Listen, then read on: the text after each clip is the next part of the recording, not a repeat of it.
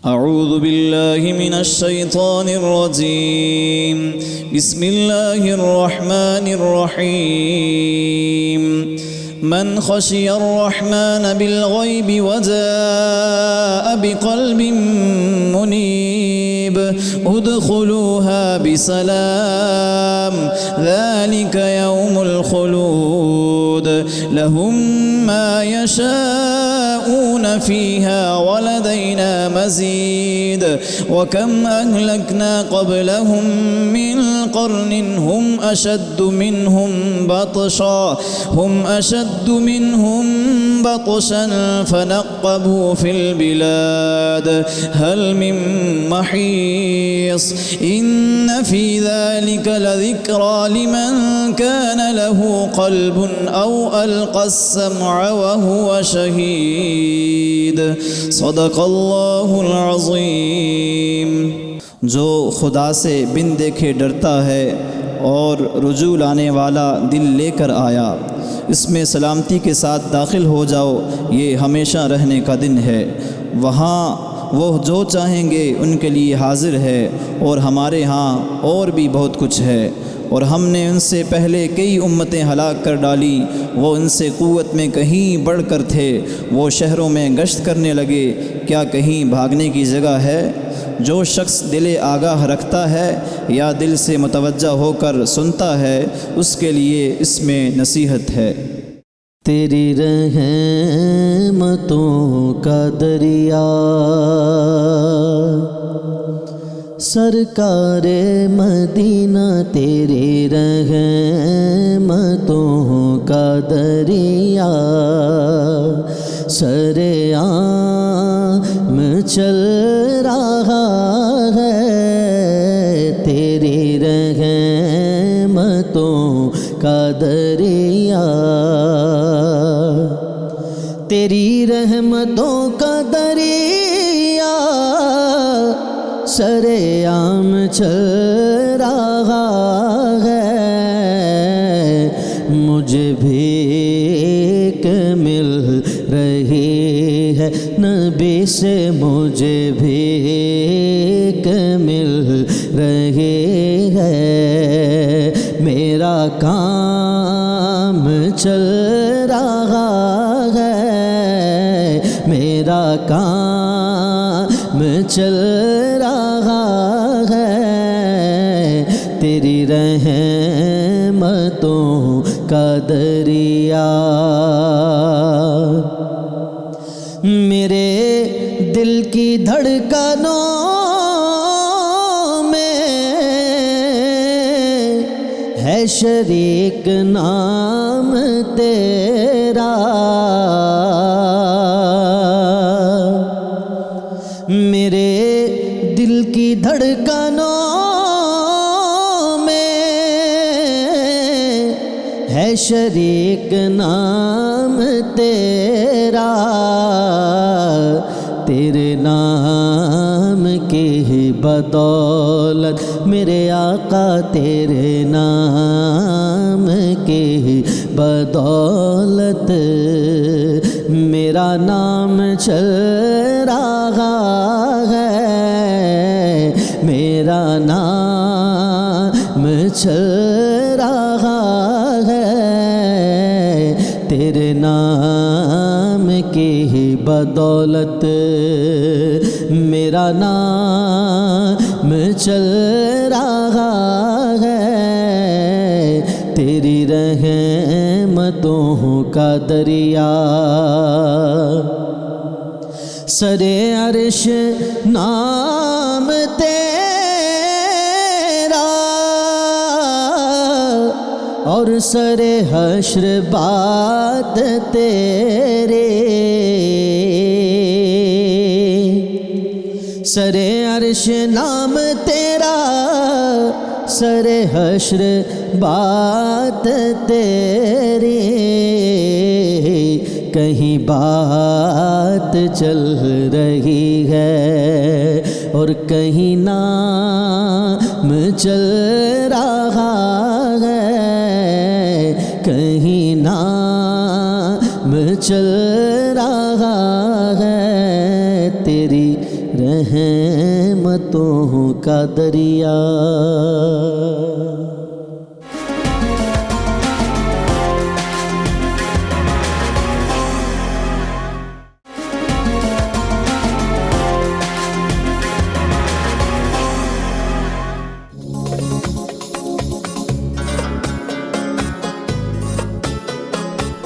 नाज़रीन इकराम, अस्सलामु अलैकुम वरहमतुल्लाहि वबरकातुहू। प्रोग्राम फ़ज़ाइल रमज़ान के साथ मैं आपका मेज़बान शर्जील अहमद ख़ान आपकी खिदमत में हाज़िर हूँ।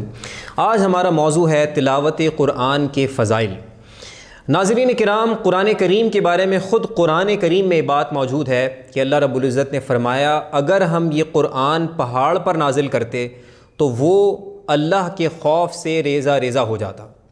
यानी कुरान करीम की ये शान है, कुरान करीम की अज़मत है और कुरान की शान ख़ुद कुरान में ये बयान हुई, ला रैब फ़ीह। इसमें कोई शक नहीं है, कोई शुबा नहीं है, कोई शक की जगह ही नहीं है ये। यानी ये कुरान करीम एक ऐसा कलाम है जिसमें किसी किस्म का कोई शक नहीं है। कुरान करीम में ये दावा मौजूद है कि अगर तुम लोग ये समझते हो कि तुम कुरान के ख़िलाफ़ कुछ लेकर आ सकते हो या ये कुरान कलाम अल्लाह की तरफ से नहीं है, तो इस जैसा कलाम लेकर आओ, इस जैसी सूरतें ले आओ, इस जैसी आयतें ले आओ। तो ये कभी भी जो दावा कुरान करीम ने ये जो बात की, तो इस बात को सामने इस तरह की कोई जो हिम्मत है किसी की कभी ना हो सकी कि वो इस जैसी कोई आयत, इस जैसी सूरत बनाकर लाने की हिम्मत कर सके। तो अल्लाह रब्बुल इज़्ज़त के कलाम की क्या शान है। कलामुल मुलूक मुलूकुल कलाम कहा जाता है कि बादशाहों का कलाम कलामों का बादशाह होता है। नाज़रीन किराम, कुरान करीम में मुख्तलिफ़ मुकामात पर हम पढ़ते हैं कि तिलावत की अहमियत को बयान किया गया, हमें हुक्म दिया गया। इरशाद होता है फ़क़रऊ मा तयस्सरा मिनल क़ुरआन, कि कुरान करीम में से पढ़ो जितना तुम्हारे लिए आसान हो सके।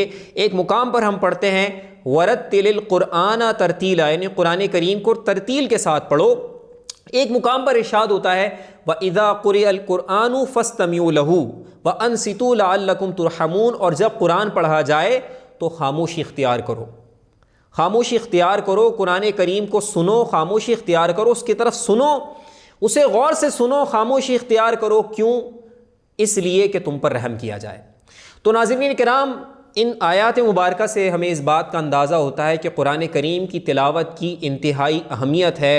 दीन मतीन में, इस्लाम में इसका बड़ा दर्जा है और इसको वाज़े फ़रमाया नबी करीम सल्लल्लाहु अलैहि वसल्लम ने अपने मुख्तलिफ़ फ़रामीन के अंदर। मिसाल के तौर पर आप सल्लल्लाहु अलैहि वसल्लम फ़रमाते हैं खैरुकुम मन तअल्लमल क़ुरआन व अल्लमहु, तुम में बेहतरीन वो है जो कुरान करीम सीखे और सिखाए। यानी यहाँ से आप अंदाज़ा करें कि कुरान करीम पढ़ना, सीखना, सिखाना ये कितने बड़े दर्जे की बात है और कितना बड़ा काम है और कितना शर्फ़ है इसका कि आका करीम फरमाते हैं ये तो बेहतरीन लोग हैं। यानी तुम में बेहतरीन लोग हैं जो ये काम करते हैं। यानी ये काम अल्लाह और उसके रसूल अलैहिस्सलातु वस्सलाम को कितना महबूब है कि बंदगान खुदा कलाम इलाही पढ़ें, इसे सीखें, इसे सिखाएँ। और फिर आप सल्लल्लाहु अलैहि वसल्लम ने कुरान करीम को पढ़ने, इसकी तिलावत के जो फ़ज़ाइल हैं और उसके जो मरातब में, उसको इस तरह भी बयान फरमाया कि आप अलैहिस्सलातु वस्सलाम फरमाते हैं कि कुरान करीम के हर हर्फ के पढ़ने पर 10 नेकियां मिलती हैं। फिर आप सल्लल्लाहु अलैहि वसल्लम ने फरमाया मैं ये नहीं कहता कि अलिफ लाम मीम एक हर्फ है। आप फरमाते हैं अलिफ एक हर्फ है, लाम एक हर्फ है, मीम एक हर्फ है। यानी इन तीनों हरूफ के पढ़ने पर 30 नेकियां हैं। अब यहाँ मैं आपको नाज़रीन किराम एक बात यहाँ पर आपके सामने पेश करना चाहूँगा कि हम इस पर ज़रा गौर करें। आप सल्लल्लाहु अलैहि वसल्लम का ये फरमान एक तरफ तो हमें ये पैगाम दे रहा है कि अगर हमने अलिफ लाम मीम पढ़ा तो ये हर्फ नहीं है, इसको पढ़ने पर ये 3 हरूफ हैं, इनको पढ़ने पर 30 नेकियां हैं। तो यहाँ पर आप एक बात गौर करें कि रसूलुल्लाह अलैहिस्सलातु वस्सलाम में इस फरमान में एक अदबी इशारा है। वो अदबी इशारा क्या है कि हर्फ और लफ्ज़ में फ़र्क होता है। लफ्ज़ या जिसे अंग्रेज़ी में वर्ड कहते हैं वो कॉम्बिनेशन ऑफ लेटर्स होता है, यानी हरूफ का मजमुआ होता है। और हरूफ की जब हम बात करते हैं तो हर्फ एक एक करके मिलते हैं तो एक लफ्ज़ बनता है। यानी लेटर्स अलग चीज़ है, वर्ड्स अलग चीज़ है। तो आप सल्लल्लाहु अलैहि वसल्लम ने ये लतीफ़ इशारा भी फरमाया कि अलिफ लाम मीम एक लफ्ज़ है, इसे हर्फ ना समझना है, तो हरूफ का मजमुआ है। तो एक जानिब तो सवाब का जिक्र फरमाया और साथ में ये इशारा भी फरमा दिया कि लफ्ज़ में और हर्फ में फ़र्क होता है। तो यहाँ से अंदाज़ा करें कि रसूलुल्लाह अलैहिस्सलातु वस्सलाम के फ़रामीन में जहाँ हमें मामलात इस तरह के नज़र आते हैं कि अजर व सवाब बयान होता है, वहीं उसमें अदबी इशारे भी होते हैं। अगर हम गौर करें तो मोती इल्म के हमारे सामने आना शुरू हो जाते हैं। अल्लाह के रसूल अलैहिस्सलातु वस्सलाम ने फरमाया कि रोज़ा और क़ुरआन ये दोनों बंदे की शफ़ाअत करेंगे क़यामत के दिन। रोज़ा कहेगा कि ए मेरे रब, ये मेरे लिए भूखा प्यासा रहा, ख्वाहिशात से दूर रहा, और कुरान कहेगा ये तिलावत करता था और मेरी तिलावत के लिए जागा करता था। तो दोनों अर्ज़ करेंगे कि बारी ताला हमारी शफ़ाअत को इस बंदे के हक़ में कबूल फरमा। तो अल्लाह रब्बुल इज़्ज़त दोनों की शफ़ाअत को उस बंदे के हक़ में कबूल फरमाएगा। तो यहाँ से आप ये भी देखें कि कुरान करीम का तो रमज़ान के साथ ख़ास ताल्लुक़ है, तो इस ताल्लुक़ का भी तकाज़ा है कि वो महीना जिसमें कुरान नाजिल हुआ, तो फिर उसमें हम क्यों ना कसरत के साथ कुरान की तिलावत करें, क्यों ना ये ज़िक्र इलाही करें कि ये महीना तो कुरान के नुज़ूल का महीना है। अल्लाह के रसूल अलैहिस्सलातु वस्सलाम कि ख़ुद अपना जो अमल था वो यही था कि कुरान करीम का आप दौरा फरमाते थे माह रमज़ान में ख़ास तौर पर, तो रसूलुल्लाह अलैहिस्सलातु वस्सलाम की ये सुन्नत भी है। आप ये देखें कि रसूलुल्लाह अलैहिस्सलातु वस्सलाम ने एक बार सहाबा किराम को इस अंदाज़ से भी कुरान करीम की तिलावत की अज़मत के बारे में बताया कि आपने ये सवाल किया सहाबा किराम से कि क्या तुम में से कोई शख्स चाहता है कि वो घर पहुँचे तो उसे आला तरीन सुर्ख ऊँटनियाँ मिले, 2 आला तरीन सुर्ख ऊँटनियाँ मिले। तो सहाबा ने अर्ज़ किया, या रसूलल्लाह हम में से कौन नहीं चाहता, क्योंकि अगर आप गौर करें तो ये बहुत बड़ी बात थी उस वक्त। इस दौर में अगर आप किसी कहें कि तुम घर जाओगे तो 2 लैंड क्रूज़र तुम्हारे लिए होंगी, तो ये उस तरह की बात है। तो सहाबा किराम ने अर्ज़ किया, रसूलल्लाह हम में से कौन नहीं चाहता कि हम घर पहुँचे तो 2 सुर्ख ऊँटनियाँ, आला तरीन ऊँटनियाँ हमें मिले। तो रसूलुल्लाह अलैहिस्सलातु वस्सलाम ने फरमाया, अगर कुरान करीम की तुम 2 आयत तिलावत करते हो तो ये उससे भी बेहतर है। अल्लाहु अकबर। यानी यहाँ से अंदाज़ा लगाएं कि कुरान करीम को पढ़ने की, तिलावत करने की कितनी अज़मत है और इसकी क्या शान है। फिर अहादीस मुबारका में एक बात भी वाज़ेह होती है कि कुरान पढ़ने वाले को क़यामत के दिन कहा जाएगा कि तुम तिलावत करते जाओ और दर्जे अपने चढ़ते जाओ, और यही वो कुरान है नाज़रीन किराम जिसके बारे में आता है अहादीस मुबारका में कि इससे दिल की जो सख्ती है वो दूर हो जाती है। और फिर रसूलुल्लाह अलैहिस्सलातु वस्सलाम ने फरमाया कि अपने घरों को मकबरे ना बनाओ। किस तरह मकबरे ना बनाओ? रसूलुल्लाह अलैहिस्सलातु वस्सलाम ने फरमाया कि अगर तुम्हारे घर में कुरान की तिलावत नहीं होती तो वो घर मकबरे हैं। यानी जिस घर में वो मुसलमान का घर हो, मोमिन का घर हो, और उसके घर में कुरान की तिलावत ना हो तो उसकी मिसाल मकबरों की है।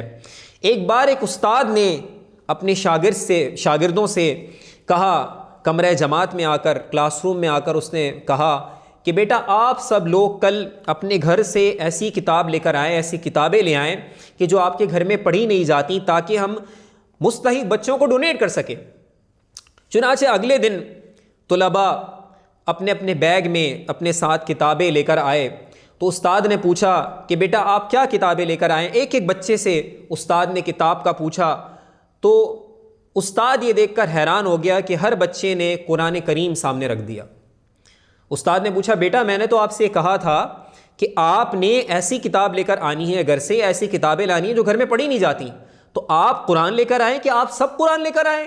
तो सब ने जवाब दिया, जी उस्ताद मोहतरम हम सब कुरान करीम लेकर आए। यानी ये इस बात की तरफ इशारा था। और फिर तुलबा ने जवाब भी दिया कि उस्ताद मोहतरम ये वो किताब है जो हमारे घर में पढ़ी नहीं जाती, अलियाज़ु बिल्लाह। यानी बहुत अफसोस का मकाम है कि मुसलमान का घर हो और उस घर के घर में कुरान करीम मौजूद हो और उस पर गर्द चढ़ती रहे, धूल मट्टी जमती रहे और मुसलमान उसको हाथ ही ना लगाएं, तो कितने अफसोस की बात है। तो ये वो वक्त है कि हमें इस बात का अंदाज़ा करना चाहिए, गफलत से जागना चाहिए कि कुरान करीम हमारे घर में कितना पढ़ा जाता है।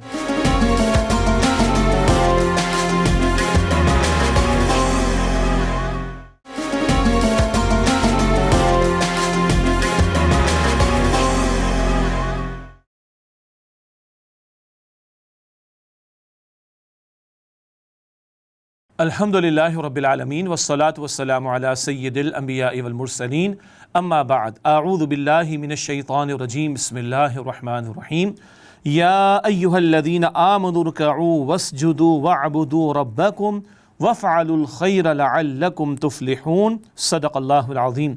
अल्लाहुम्मा सल्लि अला मुहम्मदिन व अला आलि मुहम्मदिन व बारिक वसल्लिम।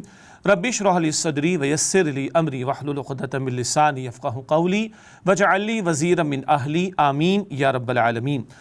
नाज़रीन किराम, अस्सलामु अलैकुम वरहमतुल्लाहि वबरकातुहू। आज की आयत के हवाले से जिस आयत करीमा का हमने इंतखाब किया है, ये कुरान हकीम के 17वें पारे में सूरतुल हज की आयत नंबर 77 है, जहाँ अल्लाह रब्बुल आलमीन ने इरशाद फरमाया, या अय्युहल्लज़ीना आमनू, ए वो लोगो जो ईमान लाए हो, इरकऊ रुकू करो, वस्जुदू और सजदा करो, वअबुदू रब्बकुम और अपने रब की इबादत करो, वफ़अलुल खैरा और खैर के काम करो, लअल्लकुम तुफ़्लिहून ताकि तुम फलाह पा सको। अल्लाह रब्बुल आलमीन ने ईमान वालों से मुखातबत फरमाई है और इरशाद हो रहा है कि रुकू करो और सजदा करो। अक्सर मुफस्सिरीन ने इससे यही मुराद ली है कि यहाँ नमाज का ज़िक्र किया जा रहा है और कभी कभी नमाज के अराकीन या अरकान में से कोई रुकन बयान करके नमाज मुराद ली जाती है। तो रुकू भी नमाज का एक रुकन और हिस्सा है, सजदा भी नमाज का एक रुकन और हिस्सा है। तो रुकू और सजदे का ज़िक्र फरमाकर नमाज का ज़िक्र किया जा रहा है। अल्लाह रब्बुल आलमीन हर चंद घंटों बाद हमारा ईमान उसका टेस्ट ले रहा होता है। हय्या अलस सलाह की पुकार लगती है, अल्लाह अकबर की पुकार लगती है, बंदा सब कुछ छोड़कर अल्लाह के हुक्म पर लब्बैक कहते हुए खड़ा होता है या नहीं, ये एक बहुत बड़ा तकादा है। और हर चंद घंटों बाद टेस्ट हो रहा है, हम अल्लाह को तो मानते हैं, क्या अल्लाह की भी मानते हैं? नमाज की तरफ उठते हुए कदम बता देंगे, हाँ जी अल्लाह की भी मानते हैं। और रुके हुए कदम, बैठे हुए अफराद और नमाज़ों को ज़ाया करने वाले क्या कह रहे हैं अपने तर्ज़ अमल से?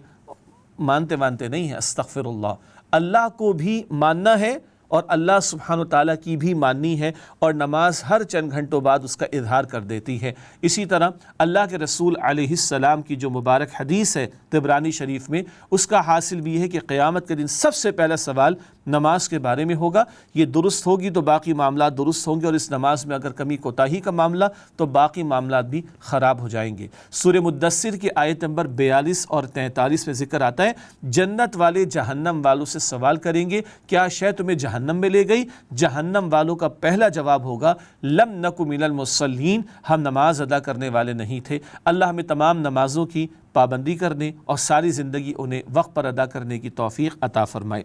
आगे इरशाद हुआ, वअबुदू रब्बकुम और अपने रब की इबादत करो। अल्लाह हमारा रब है, खालिक भी, मालिक भी और पालनहार, परवरिश करने वाला और बेशुमार नेमतें अता फरमाने वाला भी। वो रब अपनी इबादत का हमसे तकादा करता है। अल्लाह ताला ने सूरह ज़ारियात की आयत नंबर 56 में हमारी ज़िंदगी का यही मकसद बयान फरमाया है, वमा खलक़तुल जिन्ना वल इंसा इल्ला लियअबुदून। अल्लाह फरमाता है मैंने तमाम जिन्नात और इंसानों को सिर्फ़ अपनी इबादत के लिए पैदा किया है।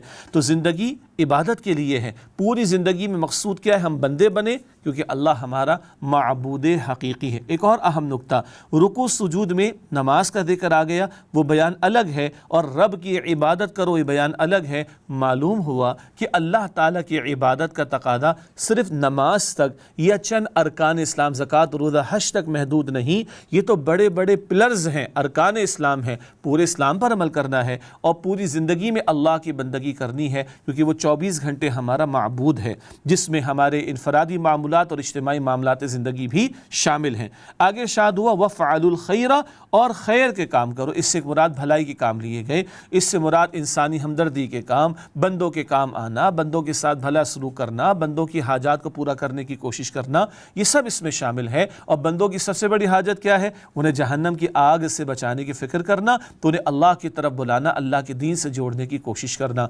हुकूकुल्लाह भी अदा करने का हुक्म और हुकूकुल इबाद अदा करने का भी हुक्म। आगे इरशाद फरमाया, लअल्लकुम तुफ़्लिहून, ताकि तुम फलाह पा सको। कौन सी फलाह? असल ज़िंदगी आखिरत की कामयाबी वो चाहते हैं तो नमाज भी, अरकान इस्लाम की पाबंदी भी, पूरी ज़िंदगी में अल्लाह की बंदगी भी, मखलूक खुदा की खिदमत की कोशिश भी, ये सारा पैकेज है जो बताया जा रहा है कि तुम करोगे तो तुम फलाह पा सकोगे। अल्लाह फलाह पाने वालों में हम सबको शामिल फरमाए। व आखिरु दावाना अनिल हम्दुलिल्लाहि रब्बिल आलमीन। वस्सलामु अलैकुम व रहमतुल्लाहि व बरकातुहू।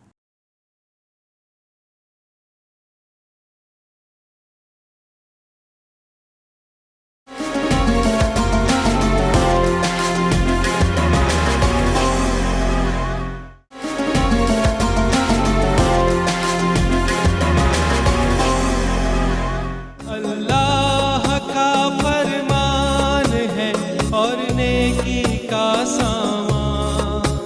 रमजान है एहसान, ये रमजान है एहसान।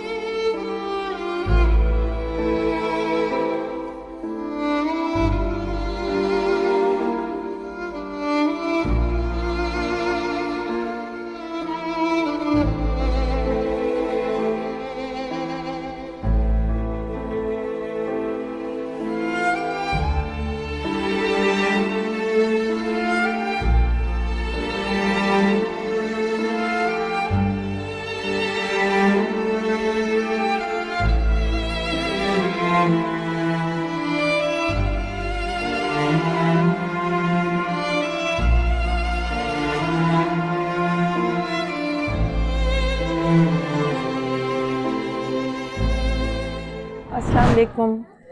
मैं हूं नाहिद अंसारी और आज हम मौजूद हैं जिस घर में आपको मैं जिन लोगों से मिलाने जा रही हूं। ये असल काविश है प्ले एंटरटेनमेंट की कि हम ये सेगमेंट जिस तरह रिकॉर्ड कर रहे हैं आपको दिखाने के लिए, ये हमारे लिए एक सबक है, एक इम्तिहान है कि यहाँ पहुँच के मुझे कोई ऐसा नहीं है कि मुझे कोई शूट करके आपको दिखा, मगर ये एक चीज़ है, ये फैक्ट है, ये दुनिया में जो हो रहा है जिससे हम भूल चुके हैं। हमारे लिए सिर्फ हम अपने लिए इम्पॉर्टेंट है, या हमारा घर, या हमारे बच्चे, या हमारी चीज़ें। जाना है यहाँ से सबको, मगर क्या क्या हो रहा है इस छोटी सी जगह पे। ऐसे ऐसे लोग हैं कि रियलिटी में क्या हो रहा है ये आप नहीं सोच सकते। इस घर में एक माँ, 2 बेटियाँ, 1 बेटा। वो पता नहीं घर आते भी हैं वो ताला ही लगा रहता है अंदर बंद, ना बिजली है, ना हवा है, ना खाना है, कुछ भी नहीं है। दे दिया खा लिया, नहीं तो 2 दिन भी भूखे रहेंगे। किसी पड़ोसी को नहीं पता कि ये भूखे हैं, वो बता ही नहीं सकते। उनका हाल ऐसा है दिमाग का। तो मैं अंदर चलती हूँ, फिर आप खुद मिलेंगे तो आपको अंदाज़ा होगा कि मैं आपको क्या बताना चाह रही हूँ। मैं जिस जगह बैठी हूँ, मैं सिर्फ़ एक चीज़ सोच रही हूँ, हम किस दुनिया में रहते हैं। हमारे पास सिर्फ़ शिकायतें हैं, नाशुक्रापना है और अपनी ख्वाहिशें हैं। सिर्फ़ अपना सोचना है। ज़रा सा निकलें। और जब पर्सनली आप ऐसी जगह आते हैं ना, आप टीवी पे देख रहे होंगे, आप देख रहे होंगे मैं आपको कुछ बता रही हूँ, ऐसे मैं भी बहुत कुछ देखती हूँ। मगर जिस जगह मैं बैठी हूँ, हम कौन सी दुनिया में रह रहे हैं, मैं आपको जिन लोगों से मिला रही हूँ, मेरी खुद समझ नहीं आ रहा कि ऐसी भी दुनिया है। सुनते बहुत कुछ है, देखते भी हैं, मगर पर्सनली खुद मौजूद होके तो उस वक्त आदमी थोड़ा बैठता और सुकून से ये सोचे कि हम क्या हैं और ये क्या है और क्या हो रहा है दुनिया में। जिस घर में मैं इस वक्त आई हूँ, एक माँ, एक बेटी, एक दूसरी बेटी और एक बेटा है जो घूमता रहता है। कहाँ घूमता है, ज़ाहिर है ये लोग, मैं अल्फाज का एक चुनाव होता है जो आपको अल्फाज बोलते हुए भी अच्छा नहीं लगता। कहते हैं पागल है, या आप कहते हैं मेंटली रिटार्डेड है, या ये अल्फाज मेरे मुंह से निकलते मुझे अच्छा नहीं लग रहा, मगर ये है, फैक्ट है। ये सब एक ही हाल में है, बेटा भी उसी हाल में है और बेटियां भी, माँ भी। इनको कुछ भी नहीं मालूम, मतलब क्या दुनिया में हो रहा है, क्या खाना है, मिल रहा है, नहीं मिल रहा। कहीं भी पड़ गए, बेटा कहीं जाता है, कब आता है, मतलब वो रिश्तों का भी नहीं पता। ये सही नहीं है। दिमाग बोलना कुछ नहीं। अभी मैं आपको मिलाती हूँ और इनको कुछ भी नहीं मालूम इस दुनिया के बारे में। मेरे ख्याल से बहुत सुकून में, इनको कुछ भी नहीं पता। मिल गया खाना तो खा लिया, नहीं मिला। अभी मैं यहीं पे जो एक रहते हैं उनको बुलाया, क्योंकि ये तो बात नहीं करती, जो करती हैं वो मैं आपको सुनाती हूँ। अस्सलाम वालेकुम। वालेकुम अस्सलाम। सलाम करना आता है? अस्सलाम वालेकुम। वालेकुम सलाम। अस्सलाम वालेकुम अस्सलाम। वालेकुम सलाम। हाँ, अस्सलाम वालेकुम। नहीं, ये कुछ थोड़ा सा बोलती हैं। मैंने पूछा आपका बेटा कहाँ है? बेटा बेटा बेटा भाई आया हाँ हाँ बेटा बेटा आपका कहाँ है? अभी ये बोल मतलब ये शुरू से ऐसी हैं आप? ये लें जरा जी। आप यहाँ बराबर में रहते हैं? जी, ये सामने में हमारा घर है। आपका घर सामने। तो ये कब से रह रही हैं यहाँ? ये यहाँ तकरीबन 20-25 साल हो गए हैं। तो ये इसी हालत में? जी। और जो इनके शौहर थे वो कहाँ हैं? इंतकाल हो गया। तो वो भी इसी हालत में थे? उनका भी थोड़ा दिमाग हल्का था। तो ये कैसे सारे ऐसे कैसे? कुछ कोई वजह हुई? कोई बीमार हुए? बीमार नहीं था, पैदाइश ही ऐसा है, बस अल्लाह का मर्जी। तो फिर खाना वाना कैसे खाते? खाना वाना जो मिल जाता वो खा लेता, अगर कोई अड़ोस पड़ोस से दे दिया या कहीं मस्जिद वस्जिद से दे दिया। अगर खाना नहीं दिया तो नहीं खाता, ऐसे ही पड़ा हुआ रहता, किसी को कुछ बोलता भी नहीं। तो अगर बीमार पड़ गए या कुछ हो गया फिर? बीमार पड़ गया भी तो यहीं पड़ा रहता है। तो आप लोग कोई खास रोज ख्याल करते हो या जब जिसका दिल चाह दे दिया? जिसका जब दिल चाह दे दिया, खास कोई नहीं है। और ये जो सब पड़ा हुआ है ये इनका पड़ोसी का है। उनका वहाँ जगह नहीं था ना, हाँ तो वो समंदर पे जाता तो इनको थोड़ा मच्छी वगैरह देता है खाने के लिए, हाँ। तो उनका सामान यहाँ रखता है। ओहो। तो और बेटा कहाँ है इनका? बेटा अभी गया, कल तो समंदर गया था, सुबह मैंने देखा था, उसके बाद मैंने भी नहीं देखा। फिर क्या करता है वो? वो जाता समंदर, जो उसको लेके जाता है उसका जो हिस्से का पैसा होता है वही रख लेता है, या उसको 100-200 पकड़ा देता है, बाकी वो ले लेता है जो ले जाता है। क्योंकि उसका दिमाग भी नहीं है। उसका दिमाग भी हल्का है, जो बोलेगा वो कर देगा, काम जो भी बोलेगा ना वो कर देगा, सीधा करे उल्टा करे कर देगा, पर उसको उसका हक का नहीं मिलता। आप लोग कोई इनके लिए कुछ नहीं करते? कोई भी जैसे अड़ोस पड़ोस हो गया, कभी जिसको दिल चाह दे दिया जिसने, वही इतना ही हाल होता, उससे ज्यादा। तो फिर ये सारा दिन क्या करती है?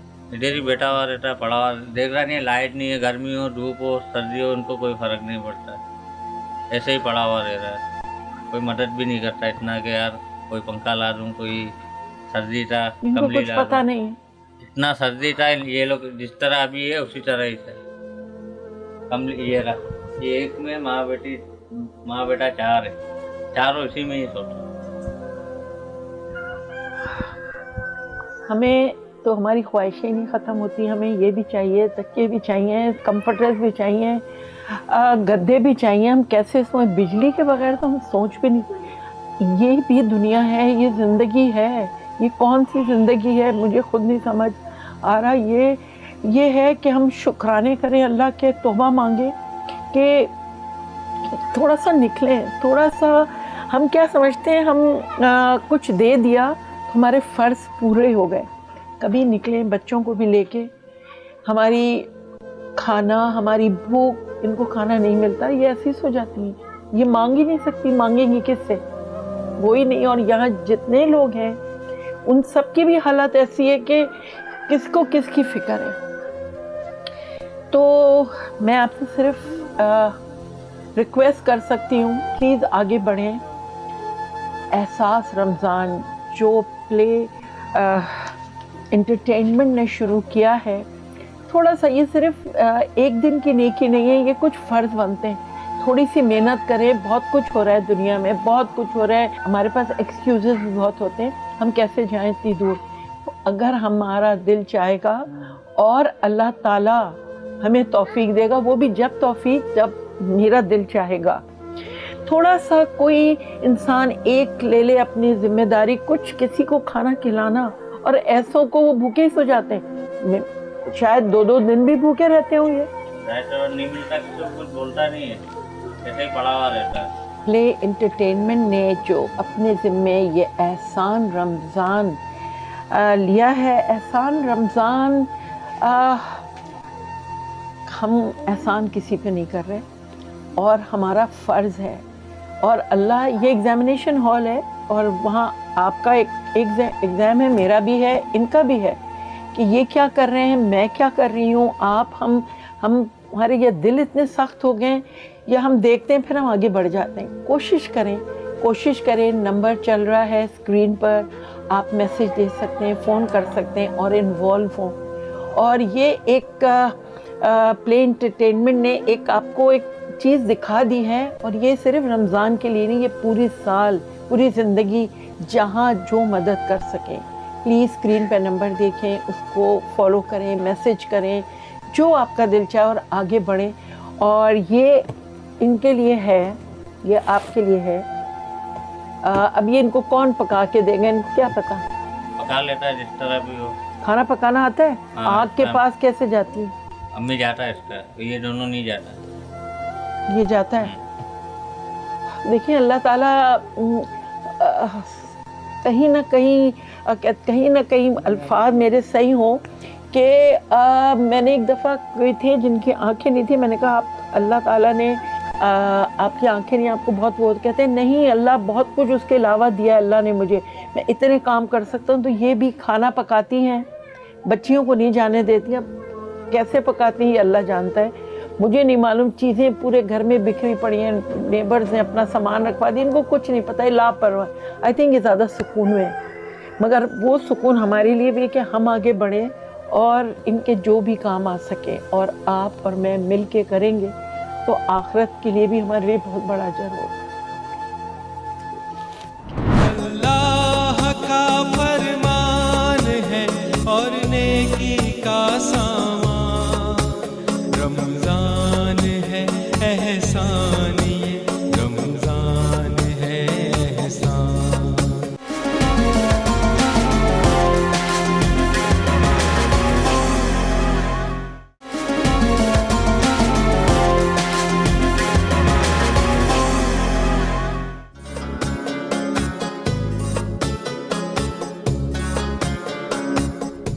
बिस्मिल्लाहिर्रहमानिर्रहीम, अल्हम्दुलिल्लाहि रब्बिल आलमीन, वस्सलातु वस्सलामु अला रसूलिहिल करीम सय्यदुल अव्वलीन व आखिरीन मोहम्मद ख़ातमुन नबिय्यीन व अला आलिहि व अस्हाबिहि अजमईन। तमाम तारीफ़ें अल्लाह रब्बुल इज़्ज़त के लिए हैं जो मालिक कायनात और खालिक हयात है, और तमाम दुरूद ख़ातमुन नबिय्यीन शफ़ीउल मुज़निबीन रहमतुल लिल आलमीन अहमद मुज्तबा मोहम्मद मुस्तफ़ा सल्लल्लाहु अलैहि वसल्लम के लिए हैं, जिन्हें अल्लाह रब्बुल इज़्ज़त ने तमाम कायनातों के लिए, तमाम इंसानियत के लिए रहमतुल लिल आलमीन बनाकर भेजा।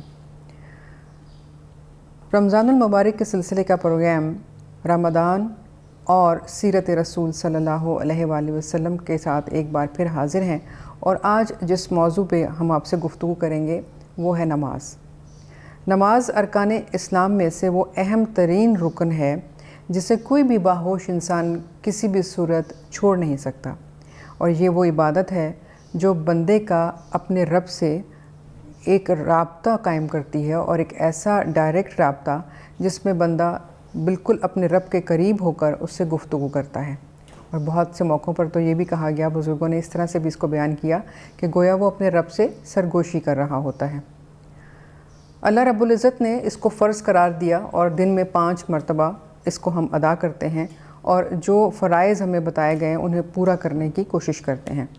नबी रहमत मोहम्मद मुस्तफ़ा सल्लल्लाहु अलैहि वसल्लम ने फ़रमाया, क्या मुमकिन है कि तुम्हारे घर के पास कोई नदी बहती हो जिसमें 5 दफ़ा जाकर तुम अपने हाथ और मुंह को धो और फिर भी तुम्हारे चेहरे पर या तुम्हारे हाथों पर कोई मैल रह जाए? सहाबा इकराम ने फ़रमाया कि नहीं। तो आप सल्लल्लाहु अलैहि वसल्लम ने फ़रमाया, बिल्कुल यही मामला नमाज का है।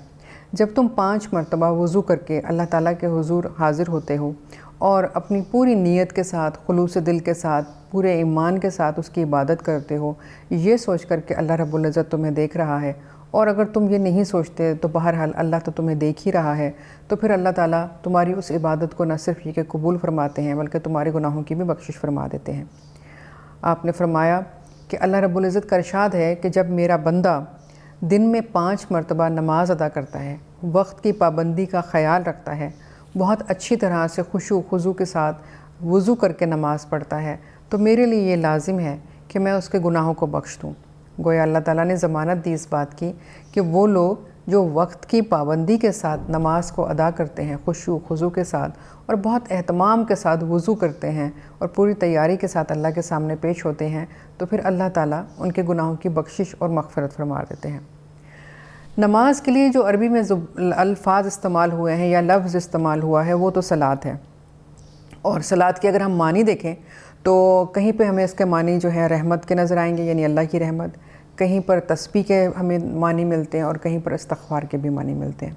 लेकिन सबसे ज़्यादा जो मानी हम समझ पाते हैं या जो हमें लगता है कि बहुत करीब हैं वो अल्लाह की रहमत के हैं, क्योंकि हम जब नमाज अदा कर रहे होते हैं, अल्लाह के हुजूर हाज़िर होते हैं, तो सबसे ज़्यादा जो हमें हासिल हो रही होती है अल्लाह की तरफ से जो चीज़ें, वो होती है अल्लाह की रहमत। जैसे कि हम कहते हैं कि हर चीज़ का एक वस्फ़ होता है और वो वस्फ़ ही है जो है वो बता रहा होता है कि आखिर इस चीज़ का फ़ायदा क्या है। जैसे कि पानी जो है वो प्यास बुझाता है तो उसका वस्फ़ ये है कि वो रगों को सैराब करता है। इसी तरह आग जो है वो खाने को पकाती है, उसमें हिद्दत होती है, उसमें शिद्दत होती है, तो उसका वस्फ़ जो है वो पका देना होता है, यानी गर्मी और हिद्दत के साथ। इसी तरह से नमाज का भी एक वस्फ़ है। वो क्या है? नमाज का वस्फ़ ये है कि वो बंदे को अपने रब के करीब करती है और वो बंदे को ये बताती है कि तू अपने रब को पहचान, तेरा रब कौन है और तेरा रब तुझसे क्या चाहता है। और यकीनन जब हम 5 मरतबा अल्लाह के हुजूर हाज़िर होते हैं इंतहाई मोहब्बत के साथ, खुलूस के साथ, खुशू खुजू के साथ, तो न सिर्फ ये कि हम अल्लाह के बिल्कुल करीब होते हैं और हम एक मुस्तकिल राब्ता हमारा एक रब से बना हुआ होता है। जो कुछ हम कह रहे होते हैं अल्लाह ताला हमें उसका जवाब दे रहे होते हैं, तो हम गोया अल्लाह की रहमतों में आ जाते हैं। और फिर ये वो तोहफ़ा है जो हमारे प्यारे आका मोहम्मद सल्लल्लाहु अलैहि वसल्लम को उस वक्त मिला जब आप ख़ुद मेराज पर तशरीफ़ ले गए। और इसीलिए आप सल्लल्लाहु अलैहि वसल्लम ने फरमाया ना कि नमाज जो है वो मोमिन की मेराज है। जब आप सल्लल्लाहु अलैहि वसल्लम अल्लाह रब्बुल इज़्ज़त से मिलने के लिए 27 रजब को आसमानों की सैर करने गए और फिर अल्लाह रब्बुल इज़्ज़त के पास गए, फिर आपने बहुत सी बातें की और वापसी पर अल्लाह ताला ने आपको नमाज़ों का तोहफ़ा दिया। उस वक्त नमाज़ें 50 थीं, लेकिन जब आप वापस आ रहे थे आसमानों से, 7वें, 6ठे, 5वें आसमान से होते हुए नीचे आ रहे थे दुनिया की तरफ, रास्ते में हज़रत मूसा अलैहिस्सलाम से आपकी जब मुलाकात हुई तो आपने फरमाया कि ए मोहम्मद सल्लल्लाहु अलैहि वसल्लम 50 नमाज़ें बहुत ज़्यादा हैं, अपने रब से कहो कि इस पर तख़फ़ीफ़ कर दें। आप सल्लल्लाहु अलैहि वसल्लम ने फरमाया अच्छा चलें, मैं अल्लाह ताला से इसकी तख़फ़ीफ़ की बात करता हूँ। आप वापस अल्लाह ताला के पास गए और आपसे दरख्वास्त की कि नमाज़ों में थोड़ी कमी कर दीजिए। अल्लाह ताला ने 40 नमाज़ें कर दी। फिर आप 40 नमाज़ों का तोहफ़ा लेकर नीचे आए तो हज़रत मूसा अलैहिस्सलाम ने फिर कहा कि तुम्हारी उम्मत इतनी अदा नहीं कर पाएगी, तो ऐसा करो कि इसमें थोड़ी सी और कमी करवा लो। आप फिर ऊपर गए, अल्लाह ताला से दरख्वास्त की कि कुछ और कमी कर दीजिए। अल्लाह ताला ने फिर उसको 30 कर दिया और 30 हुई तो भी उन्होंने यही कहा कि अभी भी ज़्यादा हैं, कम करा लीजिए। फिर 20 हो गई, फिर 10 हो गई, यहाँ तक कि 5 हो गई। उस पर भी हज़रत मूसा अलैहिस्सलाम ने कहा कि मुझे लगता है कि पता नहीं आपकी उम्मत सही से अदा कर पाएगी या नहीं, क्योंकि वो अपनी उम्मत का हाल देख चुके थे जिनको वो बार बार अच्छाई की तरफ, नेकी की तरफ राग़िब करने की कोशिशें करते थे, लेकिन वो फिर भी पूरी तरह से उस तरफ नहीं आ पाते थे नेकी की तरफ, जैसा कि वो अल्लाह का हुक्म और उन तक पहुँचा रहे होते थे। तो इसीलिए उन्होंने बार बार कहा कि आप अपनी उम्मत के लिए कम से कम नमाज़ें रखिए ताकि वो उसे पूरी तरह से अदा कर सकें। लेकिन आप सल्लल्लाहु अलैहि वसल्लम ने फरमाया 5 नमाज़ें तो बहुत कम हैं, अगर अब मैं दोबारा गया तो मुझे बहुत हया आती है, ये इतनी कम होने के बाद भी अब मैं और मज़ीद क्या कम कराऊँ। लेकिन हमारे रब की शान देखिए, वो किस कदर गफ़ूर और रहीम है। अल्लाह रब्बुल इज़्ज़त ने अपने प्यारे हबीब मोहम्मद मुस्तफ़ा सल्लल्लाहु अलैहि वसल्लम से फ़रमाया कि बेशक मैंने नमाज़ों की तादाद तो कम कर दी है, यानी 5 कर दी हैं, लेकिन सवाब मैं 50 नमाज़ों का ही दूँगा। यानी जो चीज़ मैं तय कर चुका हूँ बज़ाहिर उसमें तख़फ़ीफ़ मैंने कर दी है कि नंबर ऑफ़ नमाज जो है वो तो कम हो गई हैं, लेकिन सवाब मैं 50 के बराबर ही दूँगा। तो लिहाजा जो भी आपका उम्मती पूरे ईमान के साथ, खुलूस के साथ, खुशू खुजू के साथ इन 5 नमाज़ों को वक्त की पाबंदी के साथ अदा करेगा तो उसको 50 नमाज़ों का सवाब मिलेगा। एक मरतबा एक सहाबी ने रसूल पाक सल्लल्लाहु अलैहि वसल्लम से पूछा कि कौन सा अमल अल्लाह रब्बुल इज़्ज़त के नज़दीक पसंदीदा है, तो आपने फरमाया वक्त पर नमाज अदा करना। फिर पूछा और कौन सा अमल, आपने कहा भूखे को खाना खिलाना। फिर इसी तरह चंद और अमल आपने बताया, लेकिन जो सबसे पहला अमल आप सल्लल्लाहु अलैहि वसल्लम ने बयान फरमाया वो नमाज है। और आप नमाज की पाबंदी पर बेइंतहा ज़ोर दिया करते थे। नमाज वो अमल है जो तमाम अंबिया कराम ने अदा किया है। उस वक्त नमाज़ों के औकात या नमाज़ों की तादाद ये नहीं थी जो हम आज अदा करते हैं, लेकिन बहरहाल हज़रत आदम अलैहिस्सलाम से लेकर हज़रत ईसा अलैहिस्सलाम तक तमाम अंबिया कराम ने नमाज़ें अदा की। और ख़ुद हज़रत इब्राहीम अलैहिस्सलाम ने जब नमाज़ें अदा की और आप जब अल्लाह का घर भी बना रहे थे तो आपने बाकायदा ये दुआ अल्लाह ताला से फ़रमाई कि ए रब्बुल इज़्ज़त मुझे और मेरी आने वाली नस्लों को नमाज कायम करने वाला बना। और आपकी ये दुआएं जो हैं कुरान पाक में भी मौजूद हैं, जो अंबिया कराम ने दुआएं की। हज़रत इब्राहीम अलैहिस्सलाम की दुआ उसमें से एक है कि आप नमाज को कायम करने की दुआ अपने लिए, अपनी नस्लों के लिए, अपनी औलादों के लिए फरमाया करते थे। इसी तरह हज़रत लुक़मान अलैहिस्सलाम की दुआ भी कुरान पाक में मौजूद है, जिसमें उन्होंने अपने बेटे को ये नसीहत की कि तुम नमाज की पाबंदी करना। दीगर अंबिया कराम से भी इसी तरह से हमें बहुत सारे मिलती हैं दुआएं, जिसमें उन्होंने नमाज की पाबंदी की ताकीद भी की और अपनी उम्मतों को इसके बारे में वजाहत भी की, ताकीद फरमाई कि इसकी पाबंदी करो। ये अल्लाह से करीब होने का एक ज़रिया है, एक तरीक़ाकार है, अल्लाह से बराह रास्त मांगने का एक तरीक़ा है, एक रास्ता है। इसको कभी भी मत छोड़ो और कभी भी इससे दूर मत हो। लेकिन नबी करीम सल्लल्लाहु अलैहि वसल्लम ने जिस कदर ज़्यादा तवज्जो इस इबादत पे दी और जितनी ज़्यादा तलकीन अपनी उम्मत को की, इतनी ज़्यादा किसी नबी ने नहीं फरमाई।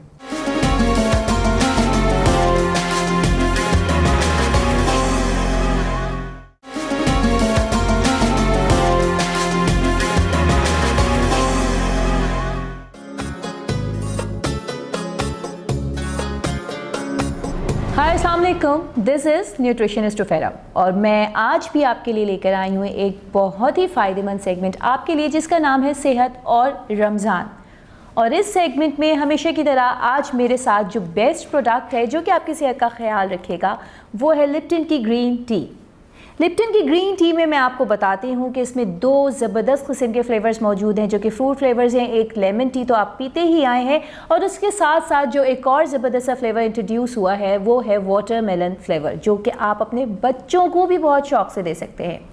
जी हाँ, ग्रीन टी सिर्फ बड़ों के लिए ही मुफीद नहीं बल्कि आपके बच्चों के लिए भी बहुत मुफीद है।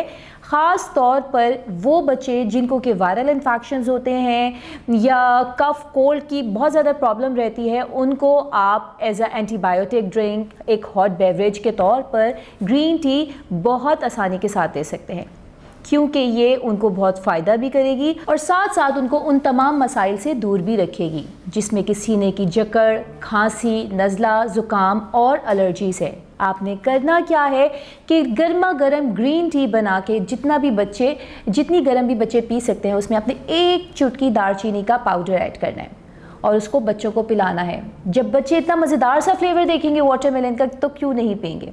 और जब उन्होंने वाटरमेलन की ग्रीन टी पी, लिप्टन की ग्रीन टी पी, तो आपके बच्चे रहेंगे सेहतमंद और तंदुरुस्त। जैसा कि आप सबको पता है कि पिछले 2-3 सालों से, बल्कि शायद 3-4 सालों से रमज़ान में रोज़े इतने लंबे आ रहे हैं, 14 से 15 घंटों के रोज़े, इतने लंबे रोज़े और इतनी शदीद गर्मी में। अल्लाह हम सबको हिम्मत और हौसला दे। लेकिन अगर हम रोज़े कहीं किसी भी बीमारी की वजह से या किसी भी जिस्मानी तकलीफ़ की वजह से छोड़ देते हैं तो हम बहुत हर्ट होते हैं। लेकिन बिल्कुल भी आपको हर्ट होने की ज़रूरत नहीं, क्योंकि अगर आपके किचन के कैबिनेट में लिप्टन की ग्रीन टी मौजूद है तो आप कहीं से भी हिम्मत नहीं हारने वाले और आपकी सेहत भी ख़राब नहीं होने वाली है। क्योंकि आप लिप्टन की ग्रीन टी अगर सहर और इफ्तार में लिप्टन की ग्रीन टी ले रहे हैं तो वो आपको रखेगी पूरे दिन हाइड्रेट। जब पूरे दिन हाइड्रेट रखेगी तो आपको ना ही लगेगी बहुत ज़्यादा प्यास और आपकी बॉडी भी रहेगी तवाना। जब आप हैं सेहत और तंदुरुस्त और आपके जिस्म में है तवानाई, क्योंकि आप ले रहे हैं लिप्टन की ग्रीन टी, तो फिर आपका जिस्म, आपकी सेहत इस काबिल होगी कि आप रोज़े 30 के 30 रोज़े बहुत अच्छे तरीके से रख सकें। जहाँ पर बात आती है खूबसूरती की, तो ग्रीन टी एक ऐसा बेवरेज है जिससे आप खूबसूरत भी दिखेंगे, क्योंकि इसमें मौजूदा एंटीऑक्सीडेंट्स काम करते हैं सेल रिपेयरिंग का। और जब आपके डैमेज सेल कंटिन्यूस बेसिस पे रिपेयर होते रहेंगे तो आपकी स्किन क्यों ना होगी ग्लोई एंड ब्यूटीफुल। तो लेते रहना है आपने ग्रीन टी, क्योंकि ग्रीन टी के ही पीने की वजह से आप लगेंगे खूबसूरत। जहाँ रमज़ान शुरू हुए नहीं कि हमारे दस्तरख्वान भर जाते हैं मीठे मीठे मशरूब के साथ, और नहीं तो नहीं फ्रिज़ी ड्रिंक्स के साथ, जो कि सेहत के लिए कितनी नुकसानदेह हैं। लेकिन अगर आपने उसको रिप्लेस कर दिया लिप्टन की ग्रीन टी के साथ, जिसमें कि 2 फ्लेवर्स मौजूद हैं, लेमन एंड वाटरमेलन, तो आपकी सेहत रहेगी बेहतरीन। और वो जो फिज़ी ड्रिंक के नुकसान आते हैं, और साथ में आप रोज़ा खोलते ही जो इतना हाई लेवल शुगर ड्रिंक्स अपने ले लेते हैं, जिससे कि आपको अंदाज़ा तो होगा कि कितने नुकसानात होते हैं, वो उसको अगर आपने रिप्लेस कर दिया ग्रीन टी से, तो आप ख़ुद अंदाज़ा कर सकते हैं कि आपकी सेहत कितनी अच्छी होती चली जाएगी और ना प्रॉब्लम होगी आपको रमज़ान के रोज़े में बहुत ज़्यादा डल पड़ जाने की। बहुत सारे लोगों को ये प्रॉब्लम होती है, ये प्रॉब्लम फेस करते हैं कि रमज़ान का रोज़ा खोला नहीं, क्योंकि मेटाबॉलिक रेट हाई हो जाता है, इसलिए आपकी बॉडी स्लो पड़ जाती है। जब बॉडी स्लो पड़ जाती है तो आप बहुत डाउन फील करते हैं। लेकिन आपने रोज़ा खोलने के बाद अगर 1 कप ली ग्रीन टी, लिप्टन की ग्रीन टी, तो आप रहेंगे एक्टिव, क्योंकि लिप्टन की ग्रीन टी में मौजूदा यूनिक अमाइनो एसिड जिसका नाम है थियानाइन आपको रखेगा एक्टिव, अलर्ट एंड अटेंटिव, और आप रहेंगे चुस्त और आप करेंगे अपने तमाम काम, वो आपके ऑफिशियल लाइफ के हों या आपके डेली रूटीन के हों, बहुत एक्टिवनेस के साथ। रमज़ान इबादत की मोटिवेशन तो लेकर आते ही आते हैं, लेकिन साथ में एक और मोटिवेशन भी अपने साथ लेकर आते हैं, वो है वेट लॉस की। बिल्कुल, मुझसे ज़्यादा बेहतर आपको कौन बताएगा कि वेट लॉस कैसे करना है। रमज़ान आते हैं तो हमारी इबादत की मोटिवेशन एक अलग सी ही हो जाती है, लेकिन रमज़ानों में एक और मोटिवेशन साथ में आती है, वो है वेट लॉस की। रमज़ान से पहले ही हम सोच लेते हैं कि रमज़ान आ रहे हैं, हम इतनी देर रोज़ा रखेंगे, आसानी के साथ हम अपना वेट लॉस कर सकते हैं। ये मुझसे ज़्यादा बेहतर आपको कौन बता सकता है कि आपने वेट लॉस करना कैसे है। वेट लॉस करने के लिए अगर आपने अपने फूड रूटीन में, अपने लाइफ रूटीन में ग्रीन टी को ऐड किया हुआ है, और वो भी लिप्टन की ग्रीन टी को ऐड किया हुआ है, तो आप बहुत आसानी के साथ वेट लॉस कर सकते हैं, क्योंकि लिप्टन की ग्रीन टी में मौजूद कैटेकिन्स आपको रखेंगे स्लिम एंड स्मार्ट और आपके फैट बर्निंग में हेल्प करेंगे। जब कैटेकिन्स आपके फैट बर्निंग में हेल्प कर रहे हैं तो आपको होगी आसानी अपने फैट को रिड्यूस करने में, जिससे नज़र आएंगे आप स्लिम एंड स्मार्ट, और रहेगा कंट्रोल भी आपका BMI। जहाँ पे है ग्रीन टी के इतने सारे फ़वाइद, वहाँ पे आपको सेहत और तंदुरुस्त रखने का भी काम बहुत अच्छे तरीके से करती है लिप्टन की ग्रीन टी। लिप्टन की ग्रीन टी अगर आपके हेल्दी स्केड्यूल में एडेड है, शामिल है, तो ये आपको हार्ट डिजीज़ के रिस्क से भी महफूज रखेगी। साथ साथ बताती चलूँ कि लिप्टन की ग्रीन टी में मौजूदा एंटीऑक्सीडेंट्स आपको काफ़ी अक़साम के कैंसर से अपनी हिफाजत में रखते हैं, ख़ास करके ओसोफेगल कैंसर में। अगर आपके रूटीन में लिप्टन टी जैसी बेहतरीन हॉट बेवरेज ऐड है तो आप इन तमाम बीमारियों से हिफाजत पे रहेंगे। तो लेना मत भूलिए और अपनी फैमिली के रूटीन में भी शामिल कीजिए लिप्टन की ग्रीन टी। तो देखिए आपने कितने सारे फ़वाइद हैं ग्रीन टी के। अगर तो आपके रूटीन में ग्रीन टी एडेड नहीं है, या आप मुख्तलिफ़ दीगर किस्म के दीगर बेवरेजेस ले रहे हैं जिसमें कि शुगरी ड्रिंक्स हो गई हैं या जिसमें कि फ्रिजी ड्रिंक्स हो गई हैं, तो आप उनको जल्द ही रिप्लेस कीजिए ग्रीन टी से। और अगर आपके घर में अभी तक ग्रीन टी नहीं आई है तो जल्दी अपने करीबी स्टोर से जाकर लेकर आइए लिप्टन की ग्रीन टी। ये आपके घर के करीबी स्टोर में दस्तयाब है, और इसमें 2 फ्लेवर्स हैं जो कि है लेमन और वाटरमेलन, जो कि आपको भी पसंद आएंगे, आपके घर के बुज़ुर्गों के लिए भी फ़ायदेमंद है, और आपके घर के बच्चे भी इसको बहुत शौक़ से पिएंगे। देखा आपने, मैंने अपने सेगमेंट सेहत और रमज़ान में कितने सारे फ़वाइद बताए आपको सिर्फ एक चीज़ में, जो कि है ग्रीन टी, जो कि आपको रखेगी सेहत और तंदुरुस्त, और साथ में आपकी फैमिली भी रहेगी तंदुरुस्त और तवाना। सिर्फ लिप्टन की ग्रीन टी आप अपने घर पर लेकर आएंगे जिसमें के हैं 2 फ्लेवर्स मौजूद, जो कि आपको रखेगी मुख्तलिफ बीमारियों से दूर, जिसमें के हार्ट डिजीज़, जिसमें के हैं कैंसर डिजीज़, वो रखेगी आपको एक्टिव, चुस्त और तवाना, रखेगी आपको खूबसूरत, ग्लोई एंड ब्यूटीफुल। तो एक ऐसा बेहतरीन हॉट बेवरेज जो कि इतने सारे फ़वाइद रखता है, तो क्यों ना मौजूद हो आपके किचन में। इजाज़त दीजिए, न्यूट्रिशनिस्ट टुफेरा, इंशाअल्लाह ताला कल मुलाकात होगी।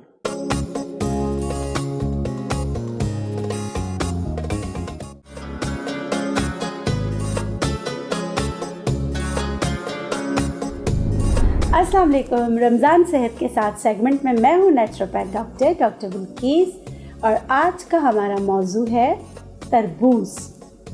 सबके बहुत फेवरेट है, मेरा भी बहुत फेवरेट है तरबूज का शरबत। तरबूज वैसे खाओ, एक तो ये जिस खाते ही आपको एनर्जी देता है शुगर की वजह से, और इसका वाटर कंटेंट जो है आपकी प्यास की शिद्दत को बुझाता है। तो इस माह रमज़ान में जो काफ़ी लंबे रोज़े, 12-12 घंटे के रोज़े, कहीं 12 घंटे से भी ज़्यादा के रोज़े।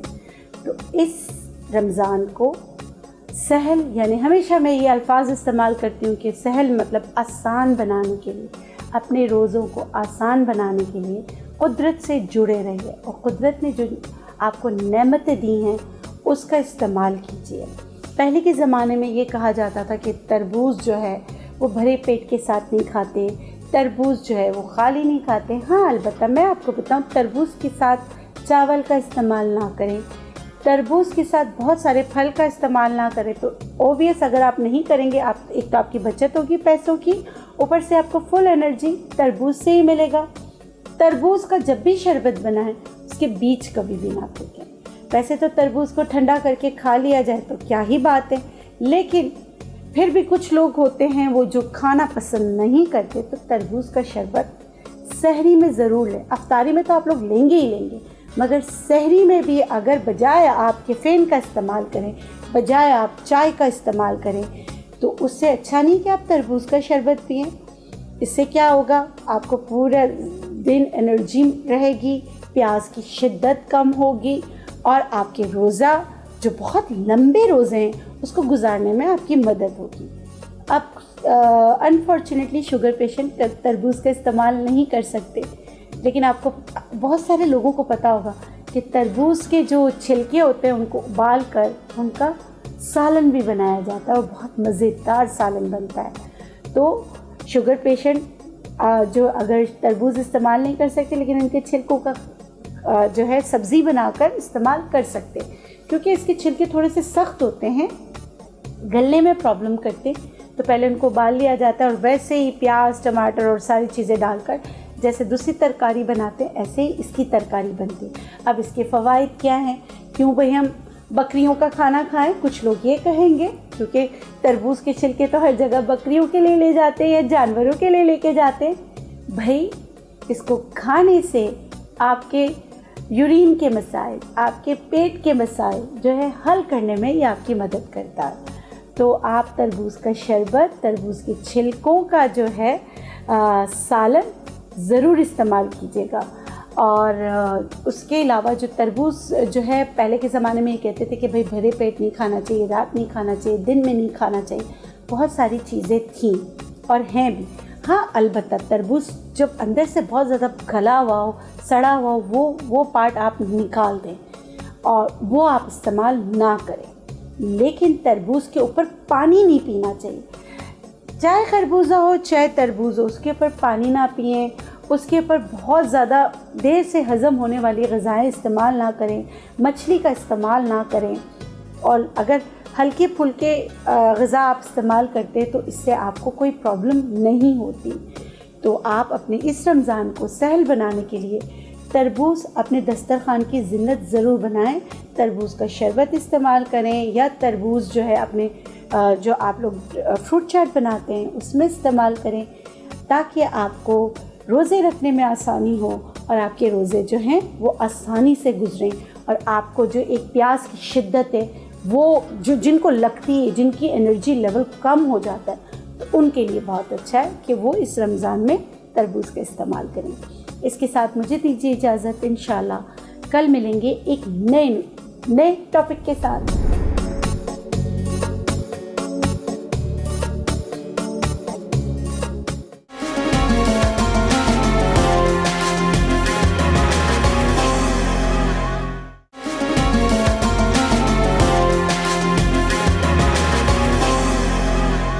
एहसान है रमज़ान। बिस्मिल्लाहिर्रहमानिर्रहीम, अस्सलाम वालेकुम। मैं हूँ वर्दा शेफ और एक बार फिर से आपको वेलकम कहती हूँ एहसान रमज़ान में। रमज़ान का बाबरकत महीना जब आता है तो ये हमारे लिए खुशियों का महीना भी लेके आता है, बहुत सारी रहमतों और बरकतों का महीना होता है ये। हमारी कोशिश होनी चाहिए कि हम इसमें ज़्यादा से ज़्यादा इबादत करें और एक दूसरे की मदद करें ताकि अल्लाह ताला हम सबसे राज़ी हो जाए। जहाँ हम बात करते हैं दूसरों की मदद करने की, ख्याल करने की, वहीं हम एक और छोटा सा काम करके जो है दूसरों का ख्याल कर सकते हैं। सिर्फ दूसरों का ही नहीं, अपना और अपनी फैमिली का ख्याल भी कर सकते हैं। वो कैसे? वो है हाथ धोने की आदत डालने से। बार बार आप हाथ धोएं ताकि आप कोविड जैसी ख़तरनाक बीमारी से, और सिर्फ कोविड ही नहीं बल्कि 100 किस्म की और मुख्तलिफ जरासीम से अपने आप को और अपनी फैमिली को और दूसरों को महफूज रख सकें। तो जहाँ बात आती है ख़ुद को और दूसरों को महफूज रखने की, हिफाजत की, वहाँ मैं भरोसा करती हूँ सिर्फ डेटॉल पे। डेटॉल का एंटीबैक्टीरियल सोप और डेटॉल का एंटीबैक्टीरियल हैंड वॉश दे आपको 100 किस्म की मुख्तलिफ बीमारियों से मुकम्मल निजात। अब हम सबसे पहले हाथ धो लेते हैं क्योंकि मुझे स्टार्ट करनी है कुकिंग। तो वही बात है कि जैसे मैं हमेशा आपसे कहती हूँ कि छोटी छोटी सी अच्छी आदतें अपनाइए और इसके ज़रिए अपने और अपनी फैमिली को भी, अपने घर वालों को आप महफूज रखिए। ये देखिए मैं यहाँ पे डेटॉल का एंटीबैक्टीरियल हैंड वॉश यूज़ कर रही हूँ, जो कि मुझे पता है कि मुझे देगा 100% जरासीम के ख़िलाफ़ तहफ़्फ़ुज़। अच्छा, हाथ धोने का भी एक बहुत अच्छा तरीका है जो आप अपने बच्चों को सिखाइए। पहले सोप लेके आप इस तरह से रब कीजिए दोनों हाथों में, फिर फिंगर्स के बीच में अक्सर हमारे जो है वो जरासीम रह जाते हैं और जल्दबाजी में हम ये स्टेप्स करना भूल जाते हैं। तो कोशिश करें कि आप अपने बच्चों को और अपनी फैमिली को भी स्टेप्स की आदत डालें। नेल्स ताकि आपके साफ हों ताकि जरासीम के बचने की कोई गुंजाइश ही ना रहे। तो ये छोटी छोटी आदतें अपनाइए और ख़ुद को, अपनी फैमिली को सेफ रखिए। जरा हमारे हाथ धुल गए हैं, अब मैं जो है वो प्रॉपर तरीके से इसको वॉश कर लेती हूँ।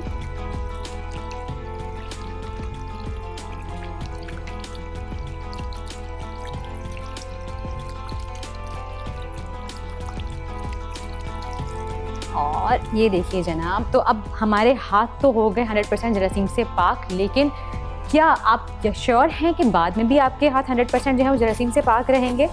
जी हाँ, इसलिए आप यकीन बनाने के लिए कोशिश करिए कि आप यूज़ करिए रोज़ पेटल का अल्ट्रा सॉफ्ट टिश्यू पेपर। मैं हमेशा कहती हूँ नैपकिन अवॉइड कीजिए यूज़ करना, बिकॉज वो जो घर में जो है वो नॉर्मली हैंग हुई होती है, कितनी डस्ट जर्म्स उस पर लगे हुए होते हैं। तो जब हम अपने हाथों का और अपनी फैमिली का इतना ख्याल कर रहे हैं कि उसमें कोई भी किस्म के जो है वो जरासीम ना रहें, तो इससे बेहतर ये है कि आप नैपकिन या कोई टॉवल यूज़ करने से बेहतर है कि आप जो है वो अल्ट्रा सॉफ्ट टिश्यू यूज़ करिए रोज़ पेटल का, ताकि आपने उसको यूज़ किया और डिस्कार्ड कर दिया और अब मुकम्मल तौर पे हमारे हाथ जो हैं वो साफ़ हो चुके हैं। तो शुरू करते हैं हमारी आज की रेसिपी की, जो कि हम बना रहे हैं मुर्ग चिकन। बहुत ही मज़े की होती है, क्रीमी होती है और थिक टेक्सचर में होती है, और वो हम बना रहे हैं सब्रोसो की बोनलेस चिकन से। तो ये बिस्मिल्लाह करते हैं। सबसे पहले मुझे चाहिए यहाँ पे एक पैन, मैं इधर रख देती हूँ। ये देखिए जनाब, ये सब्रोसो की मेरे पास बोनलेस चिकन है जो कि मैंने ऑलरेडी जो है वो कट करके रख ली है क्यूब्स में, क्योंकि मैं रेशमी बना रही हूँ, मुर्ग रेशमी, तो और उसमें थोड़ी सी थिक ग्रेवी होगी तो अच्छा लगेगा उसमें कि अगर आप बोनलेस चिकन यूज़ करें। सबसे पहले हम वो ले लेते हैं यहाँ पे इसकी मिक्सिंग के लिए। दूसरी सबसे बड़ी बात, एक कन्फ्यूजन लोगों को होती है कि भाई हम जो है वो रेडीमेड प्रोडक्ट यूज़ कर रहे हैं सब्रोसो की, अब रेडीमेड चिकन हम यूज़ कर रहे हैं, क्या ये हलाल होगी? इसको मशीन के ज़रिए कट किया गया होगा चिकन को या फिर हाथ के ज़रिए? तो आप इस चीज़ से बिल्कुल बेफिक्र हो जाइए कि ये चिकन हलाल है कि नहीं। सब्रोसो के तमाम प्रोडक्ट्स जिसमें ये लोग चिकन यूज़ करते हैं वो तमाम प्रोडक्ट्स जो हैं वो 100% हलाल हैं, और सब्रोसो में इस्तेमाल होने वाली चिकन को हाथ से तकबीर पढ़ते हुए ज़िबा किया जाता है। तो ये तसल्ली बख्श जो है वो प्रोडक्ट है, आप आराम से इसको यूज़ कर सकते हैं। तो अब स्टार्ट करते हैं हमारा पकाने का प्रोसेस। सबसे पहले मेरे पास है यहाँ पे 1/3 कप दही, गाढ़ा थिक दही मैं ले लेती हूँ यहाँ पे एक मिक्सिंग बोल में। जब भी आप कोई भी चीज़ मिक्स करें, मैरिनेशन वाली चीज़ बनाएं, कोशिश करें जो सारे लिक्विड आइटम हैं पहले वो डाल के उसको मिक्स कर लें, देन उसमें ड्राई इंग्रेडिएंट्स डालें। जैसे बेकिंग में हम करते हैं ना, ड्राई इंग्रेडिएंट्स अलग करते हैं और लिक्विड इंग्रेडिएंट्स अलग करते हैं, ऐसे ही मैरिनेशन में भी करें, ताकि ऐसा ना हो कि कहीं नमक मिर्चें ज़्यादा आ गया और कहीं नमक मिर्चें कम लग गई। जिस तरह से मैं स्टेप फॉलो कर रही हूँ, अगर आप इस तरह से फॉलो करेंगे तो 100% इंशाअल्लाह आपके खाने बहुत ही मज़े के बनेंगे और बहुत ही यमी बनेंगे।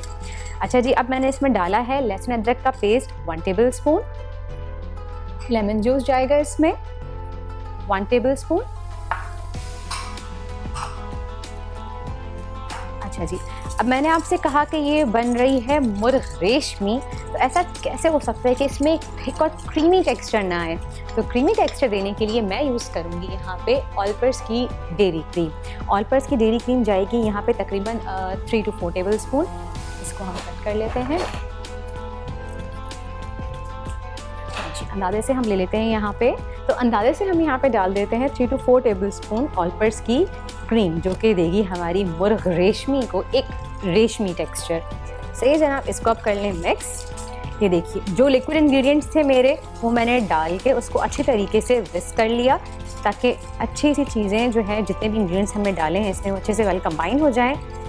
अब बारी आती है ड्राई इंग्रेडिएंट्स डालने की। तो ड्राई इंग्रेडिएंट्स में मेरे पास है नमक हस्बे जायका, मैं यहाँ पे अराउंड 1 टीस्पून ले रही हूँ, अपने हिसाब से ले सकते हैं। लाल मिर्च पाउडर जाएगा इसमें,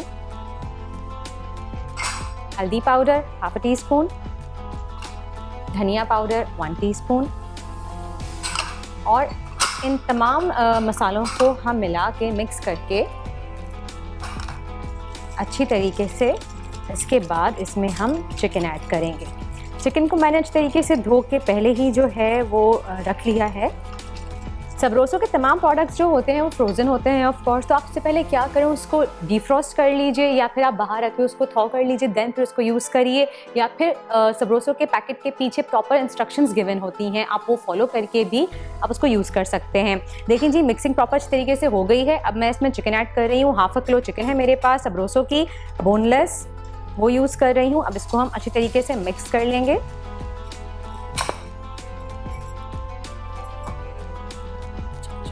इसको मैं मिक्स कर लेती हूँ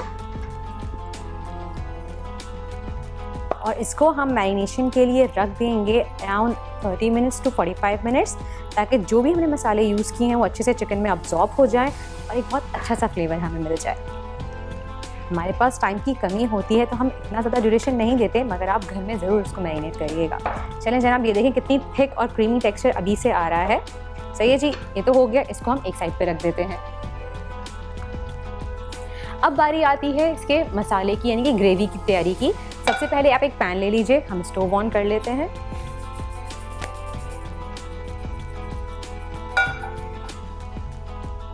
जी जनाब, स्टोव हमने ऑन कर लिया। अब मुझे यहाँ पे ऑयल, भाई आप बात करेंगे कि वर्दा हमेशा जो है वो हेल्थ की और सेहत की अपना ख्याल रखने की बात करती है, तो कौन सा ऑयल यूज़ करेगी? मैं यहाँ पे यूज़ कर रही हूँ सिर्फ डालडा कलौंजी कनौला ऑयल, जो इन्होंने नया इंट्रोड्यूस करवाया, जिसमें आपको मिलेगी कलौंजी की भरपूर इम्यूनिटी।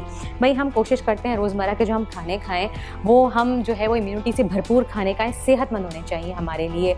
अब हम कोशिश करते हैं, हम उसमें हल्दी का ज़्यादा इस्तेमाल करते हैं, कोई गर्म मसाले कलौंजी डालते हैं अलग से। बाज़ खाने ऐसे भी होते हैं जिसमें कलौंजी डलती भी है तो नहीं भी डल सकती। तो इसके लिए thanks to Dalda Kalonji canola oil के उन्होंने एक ऑयल इंट्रोड्यूस करवाया जिसमें कलौंजी की भरपूर जो है वो आपको इफादियत मिल जाती है। और अब आपका खाना, सारे खाने, सिर्फ एक खाना नहीं, तमाम खाने, आपका ब्रेकफास्ट, लंच, डिनर, आप जो भी बनाए वो आपको मिलेगा कलौंजी की इम्यूनिटी से भरपूर। तो अब आप सेहत की तरफ से तो बेफिक्र हो जाएं, क्योंकि अगर आप बना रहे हैं डालडा कलौंजी कनौला के अंदर खाना, तो ये होगा एक भरपूर इम्यूनिटी से। तो स्टार्ट करते हैं। यहाँ पे मैंने जो है वो जस्ट अराउंड टेबलस्पून मैंने यहाँ पे जो है वो ऑयल लिया है डालडा कलौंजी कनौला का। उसके बाद मेरे पास यहाँ पे बादाम है तकरीबन 10 से 12, वो मैं डाल दूँगी, यहाँ पे रोस्ट कर लूँगी उसको।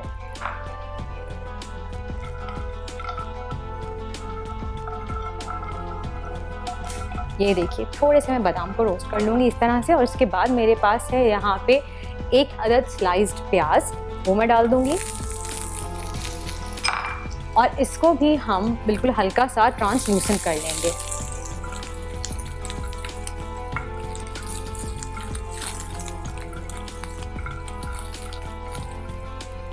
हरी मिर्चें हैं मेरे पास यहाँ पे 4 हरी मिर्चें हैं, वो भी मैं डाल दूँगी। साबुत ही डाल दें आप इसमें। आप कह रहे होंगे भाई साबुत क्यों डाल रही हैं वर्दा? साबुत इसलिए डाल रही हूँ क्योंकि अभी मैं इसका पेस्ट बनाऊँगी। चलें जी, ये हो गया।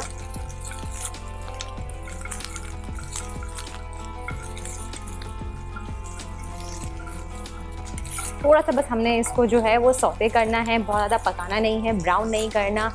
ये छोटी छोटी सी टिप्स होती हैं, टिप्स एंड ट्रिक्स आप इनको कह सकते हैं, ये होती हैं कुकिंग के दौरान जो आपके खाने में जान डाल देती हैं, या फिर फ्लेवर का इन चीज़ों पे जो है वो बहुत ज़्यादा वो इफ़ेक्ट होता है कि अगर आप ज़रा सा डार्क ब्राउन कर लें। जैसे सिंपल हम प्याज है, ज़्यादा डार्क ब्राउन कर लें तो कोरमा काला पड़ जाता है।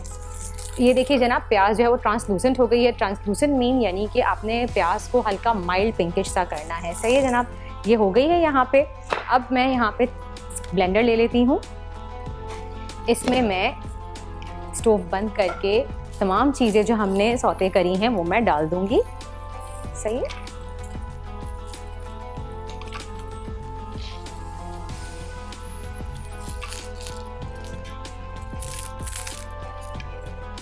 सही है, ये डाल दिया हमने। और थोड़ा सा पानी ऐड करके इसको हम ब्लेंड कर लेते हैं।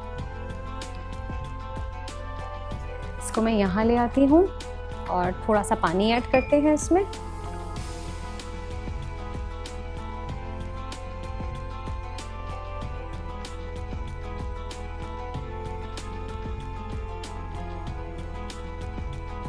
और इसको ग्राइंड कर लेते हैं। मैं जब तक करती हूँ इसको ग्राइंड, आप जाके लीजिए एक छोटा सा ब्रेक। एहसान है रमजान।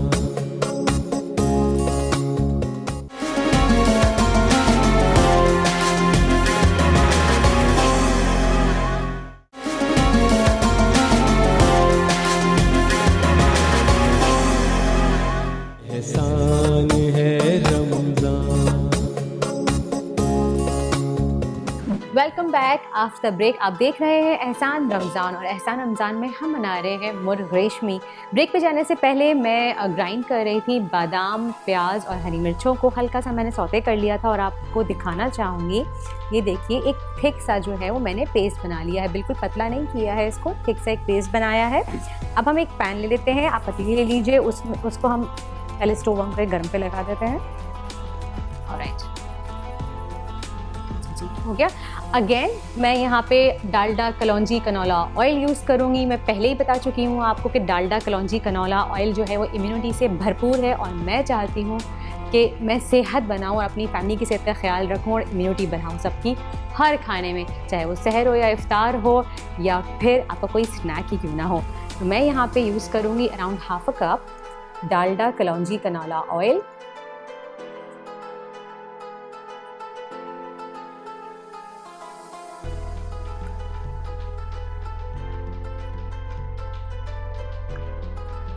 और अब जैसे ही ऑयल गर्म होता है इसमें मैं डाल दूंगी जो पेस्ट हमने बनाया था हरी मिर्चों का और प्याज का, वो हम इसमें डाल देंगे। ये देखिए,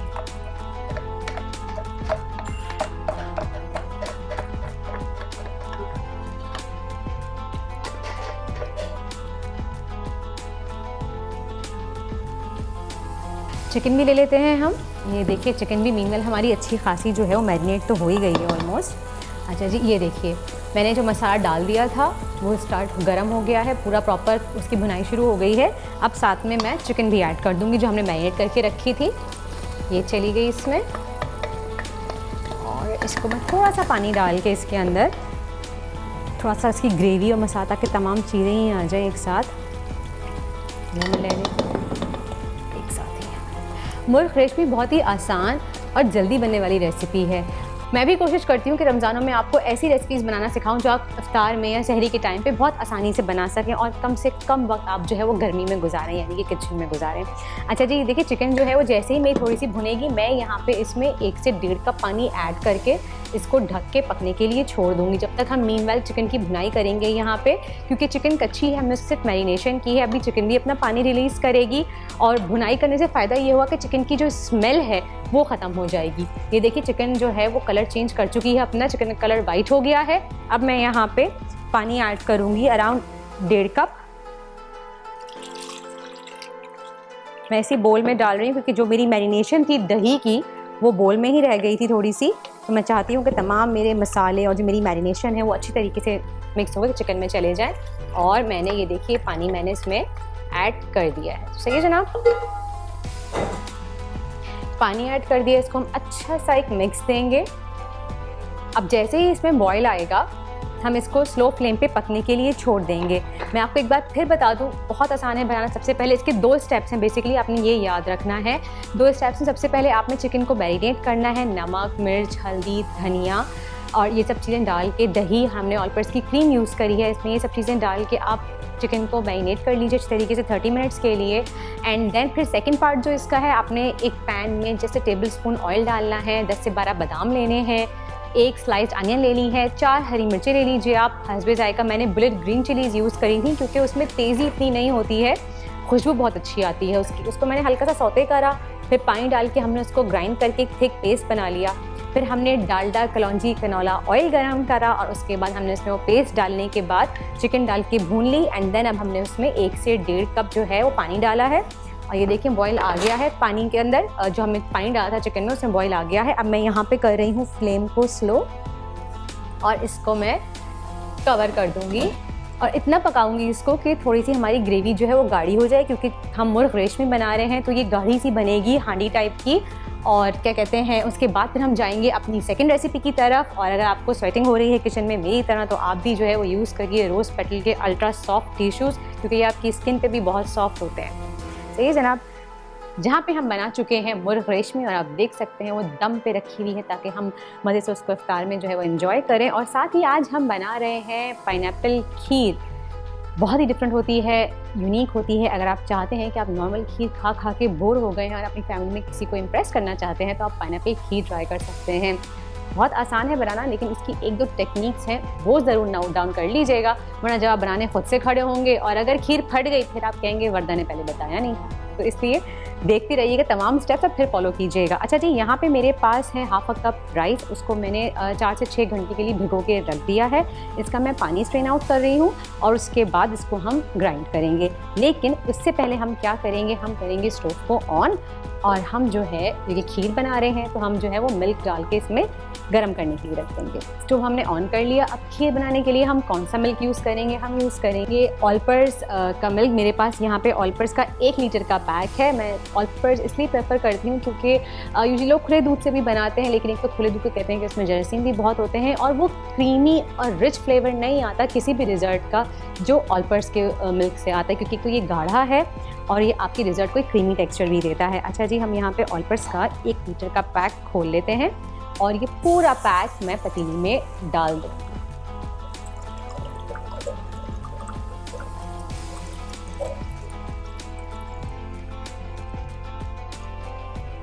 जनाब, ये डाल दिया। मैं 1.5 लीटर दूध यूज़ कर रही हूँ तो मैं एक और ऑलपर्स का पैकेट लूँगी और वो भी मैं इसमें डाल दूँगी। तो यहाँ पे मेरे पास है ऑलपर्स, इसको भी हम खोल लेते हैं। रिमेनिंग हम बाद में फ्रिज में रख देंगे। ये देखिए। अच्छा, इसका मैं आधा डब्बा लूँगी क्योंकि मुझे 1.5 लीटर चाहिए। 1 लीटर ऑलरेडी मैं डाल चुकी हूँ, हाफ ये पैक डाल दिया मैंने और रिमेनिंग आप इजीली फ्रिज में भी स्टोर कर सकते हैं, कोई बात नहीं। इसको नहीं रख देते हैं हम। अच्छा जनाब, तो अब करते हैं हम चावल को ग्राइंड। जब तक हमारा दूध जो है वो बॉईल हो जाएगा, मैं इसको यहाँ स्ट्रेन आउट कर लेती हूँ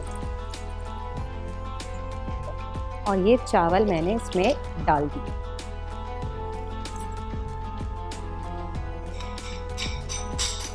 चलें जी, ये डाल दिए हमने इसमें और अब हम इसको कर लेते हैं ग्राइंड। थोड़ा सा ही मिल्क इसमें मैं ऐड करके ग्राइंड कर रही हूँ, थोड़ा सा बिल्कुल, क्योंकि ऑलरेडी इतने सॉफ्ट हो चुके हैं कि इसमें हमें ज़्यादा पानी डालने की ज़रूरत नहीं, क्योंकि हमें इसको एक लिक्विड नहीं करना, हमें इसका एक थिक पेस्ट बनाना है।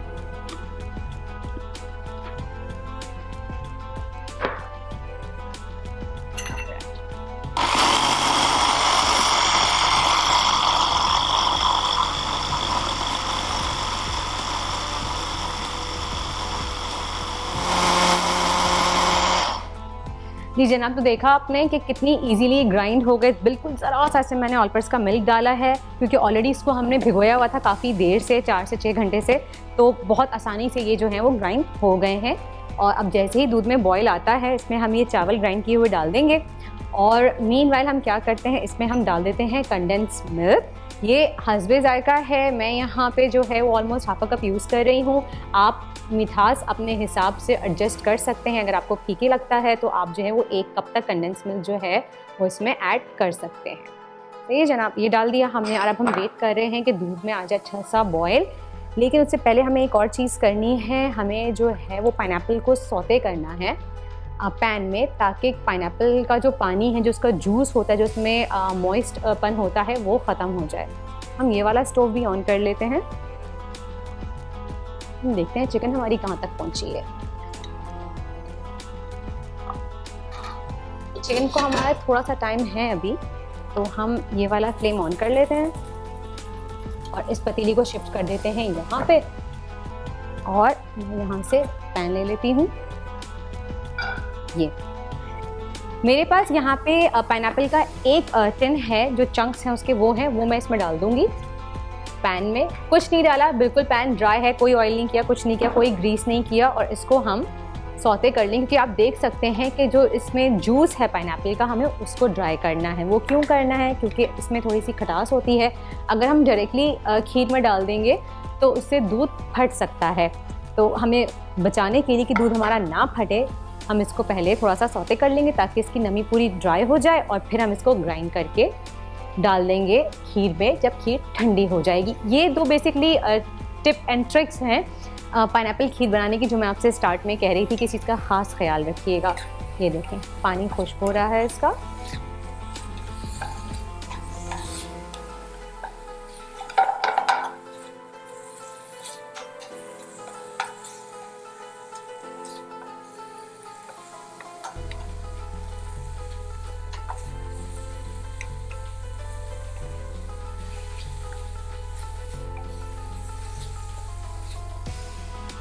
इसको आप चाहें तो स्पैचुला की हेल्प से भी जो है वो पैन में भी ड्राई कर सकते हैं।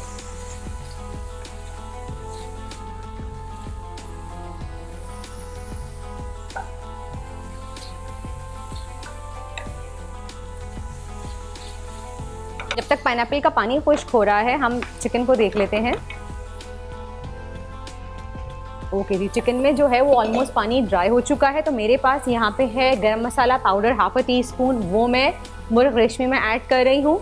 और कसूरी मेथी है मेरे पास 1 टीस्पून, वो मैं क्रश करके ऐड कर दूँगी और कवर कर दूँगी ताकि इसकी भी खुशबू जो है, क्योंकि बिकॉज ये बिल्कुल रेडी हो चुकी है ऑलमोस्ट, तो जो आखिर के 10 मिनट हम दम पे रखते हैं ना, उसमें हम बिल्कुल आखिर में डालेंगे गरम मसाला और कसूरी मेथी। थोड़ा सा हरा धनिया चॉप में अभी से डाल रही हूँ ताकि अच्छी सी खुशबू आ जाए।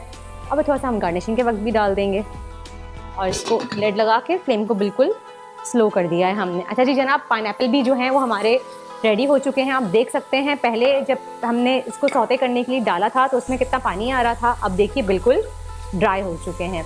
अब हम स्टोव को कर देते हैं बंद और दूध बॉयल हो जाएगा तो फिर हम इसमें चावल ऐड कर देते हैं। ओके जनाब, देखिए दूध में बॉयल जो है वो आ चुका है और अब जो ग्राइंड किए हुए चावल थे वो मैं इसमें ऐड कर रही हूँ। वो हम इसमें ऐड कर देते हैं।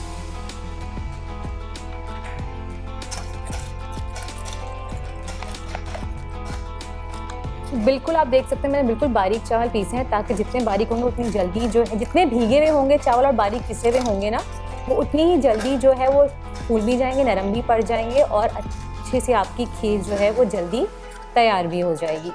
ये डल गया, चलें जी इसको हम साइड पर रख देते हैं।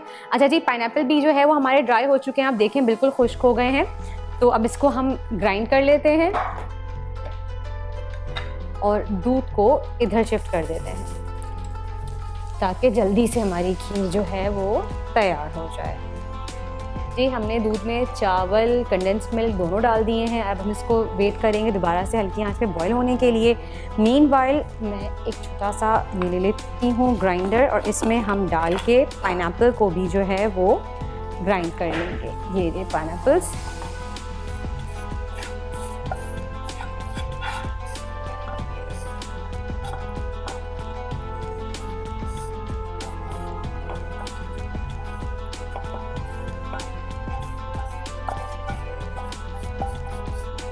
ये देखिए, ये जनाब इसको हम लगा देते हैं। अच्छा इसमें अगर आप चाहें, अगर आपको ग्राइंड करने में प्रॉब्लम हो रही है तो यही दूध थोड़ा सा आप इसमें 1 से 2 टेबलस्पून डाल के आप इसको ग्राइंड कर सकते हैं। ग्राइंडर हम यहाँ ले आते हैं।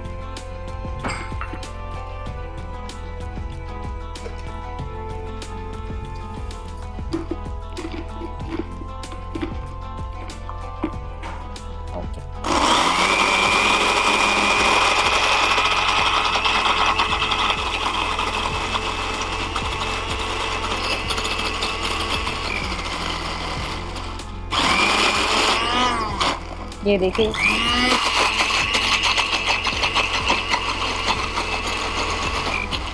ये देखिए साहब कितनी आसानी से जो है वो इसका पेस्ट बन गया है। अब हम इसको रख लेंगे एक साइड पे यहीं पर ही और मीनवाइल हम देखते हैं चिकन हमारी रेडी हुई कि नहीं। ओके जनाब, तो चिकन जो है वो हमारी बिल्कुल रेडी हो चुकी है। हम चिकन का जो है वो स्टोव बंद कर देंगे और कंटिन्यू करते हैं अपनी खीर की तरफ। ये जनाब चिकन जो है वो रेडी है, स्टोव हमने बंद कर दिया और चिकन खोलते ही क्या खुशबू आई है पूरे स्टूडियो में, ज़बरदस्त। चलें जी, अच्छा खीर को हम यहाँ पे थोड़ी थोड़ी देर बाद कंटिन्यू चलाते रहेंगे, क्योंकि अगर हम नहीं चलाएंगे तो चावल नीचे बैठ जाएंगे और वो जल सकती है। सो कंटिन्यू मैं स्टर करती रही ताकि चावल जो है वो बैठ ना जाए। अच्छा ये देखिए बबलिंग होना स्टार्ट हो गई है दूध में। अब थोड़ा सा इसको हम क्रीमी टेक्सचर देने के लिए क्या करेंगे, इसमें हम जो है वो ऑलपर्स की डेयरी क्रीम यूज़ करेंगे। यही मैंने क्रीम जो है 4 to 5 टेबल स्पून मैंने मुर्ग रेशमी में यूज़ करी थी, और यही हाफ जो है मैं क्रीम जो है इसमें यूज़ करूँगी। और इसको जब मैं डालूँगी खीर में तो थोड़ा सा इसको चलाती रहूँगी साथ साथ, ताकि लम्प्स ना पड़े और इसका एक अच्छा सा क्रीमी टेक्सचर भी आ जाए। ये देखिए साथ साथ इसको हमने चलाते भी रहना है ताकि लम्प्स ना आए। अच्छा इस चीज़ का ख़ास ख्याल रखिएगा कि इस पॉइंट पे आपने पाइनएप्पल नहीं डालने। अगर आप गरम गरम दूध में पाइनएप्पल डाल देंगे, खीर देखें गाढ़ी होना शुरू हो गई है। अच्छा क्योंकि हम पाइनएप्पल खीर बना रहे हैं तो इसमें मैं बिल्कुल ज़रा सा जर्दे का रंग ऐड करूँगी, हल्का सा येलोइश कलर देने के लिए, ताकि खूबसूरती आ जाए इसमें। बिल्कुल थोड़ा सा ये डालेंगे, इसमें कलर नहीं आया है, थोड़ा सा और ऐड करूँगी। इतना जितना इसका कोई रेशो नहीं है, आप अपने हिसाब से जो कलर आपके पास है आप ऐड करके देखिए। जब आपका डिज़ायर्ड कलर आ जाए आप जो है वो रुक जाए। मैंने देखें यहाँ पे अराउंड 2 टीस्पून मैंने कलर डाला है, यहाँ पे फूड कलर येलो। ये देखिए हल्का सा येलो कलर जो है वो आ गया है। ये देखिए बस इनफ, बहुत अच्छा सा कलर आ गया यहाँ पे। अच्छा अब मेरे पास है यहाँ पे 1 टीस्पून पाइनएप्पल एसेंस, वो मैं ऐड करूँगी। पाइनएप्पल खीर बन रही है तो बहुत अच्छी सी खुशबू आएगी इसकी। इसको अब हम पकने के लिए यहाँ पे छोड़ देते हैं कि ताकि अच्छे से मज़ीद और गाढ़ा हो जाए। जब तक मैं प्लेटिंग कर लेती हूँ मुर्ग रेशमी की, उसको हम डिश आउट कर लेते हैं। मुर्ग रेशमी जो है वो रेडी है।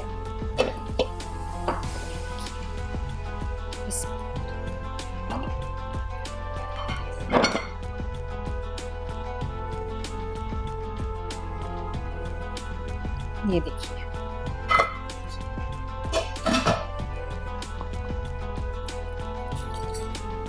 मैंने कहा था थोड़ी सी गाढ़ी गाढ़ी सी इसकी ग्रेवी होगी। और ये देखिए इसको हम आखिर में गार्निश कर देंगे। एक रेसिपी जो है वो आपके सामने रेडी है, सेकंड जो है वो ऑलरेडी हमारी जो है वो बन रही है। खीर हमारी गाढ़ी हो रही है। मीनवाइल आप जाके लीजिए एक छोटा सा ब्रेक के बाद वापस आएंगे और फिर कंटिन्यू करेंगे। एहसान है Ramzan.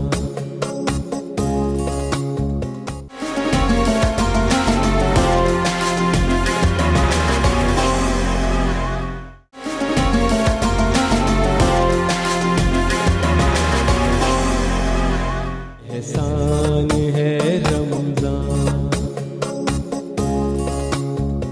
Welcome back after the break. आप देख रहे हैं रमज़ान दस्तरखान, और रमज़ान दस्तरखान में आपके लिए है गिफ्ट हैम्पर्स फोटाइल की जानिब से और जामे शीरी की जानिब से भी। तो चलिए जनाब, हम जब ब्रेक पे गए थे तो हम खीर बना रहे थे, पाइनएप्पल खीर। ये देखिए आप देख सकते हैं खीर जो है वो गाढ़ी हो गई है और मैं यहाँ पे स्टोव को कर रही हूँ बंद। खीर रेडी हो चुकी है तो इसलिए मैंने स्टोव इसका बंद कर दिया है। अब इसको हम थोड़ी देर के लिए चलाएंगे या फिर थोड़ी देर के लिए छोड़ देंगे ताकि ये ठंडी हो जाए, क्योंकि ठंडी होने के बाद इसमें हम जो हमने पाइनएप्पल की प्योरी बनाई है वो ऐड करेंगे। मीनवाइल चलते हैं हम अपनी थर्ड रेसिपी की तरफ, क्योंकि जहाँ पे मुर्ग रेशमी है और फिर उसके साथ पाइनएप्पल खीर है तो पेट तो वैसे ही जो है हमारा फुल हो जाएगा खा के, फिर उसको हज़म भी तो करना है। तो हज़म करने के लिए बेस्ट चीज़ क्या हो सकती है, वो है 7 अप। क्योंकि देखिए बात सिर्फ स्टार्ट यहाँ से होती है कि जब भी हम कुछ बनाते हैं, लाइक अगर आज मैंने खीर बनाई है पाइनएप्पल, या आप अपने घर में आप सोच के बनाएंगे कि मैं आज पाइनएप्पल खीर बनाती हूँ, तो किसी का जहन तो आपके जहन में कोई ना कोई ख्याल तो आएगा, किसी का ख्याल आ रहा होगा, किसी का एहसास होगा, अपनी फैमिली का ख्याल होगा। तो ये बातें होती हैं दिल की, ये बातें होती हैं मोहब्बत की, कि आपको अपनी फैमिली से मोहब्बत है, आप चाहती हैं आप उनके लिए कुछ अच्छा सा बनाएं, तो फिर हम बनाते हैं। तो ऐसे ही जब हमने इतनी सारी चीज़ें बनाई हैं, इसके साथ हम चाहते हैं कि हम ड्रिंक भी सर्व करें, वो भी बहुत दिल से सर्व की जाती है। तो ये कहना गलत नहीं होगा कि करो दिल की बात 7 अप के साथ। तो हम बनाएंगे ड्रिंक एक 7 अप से।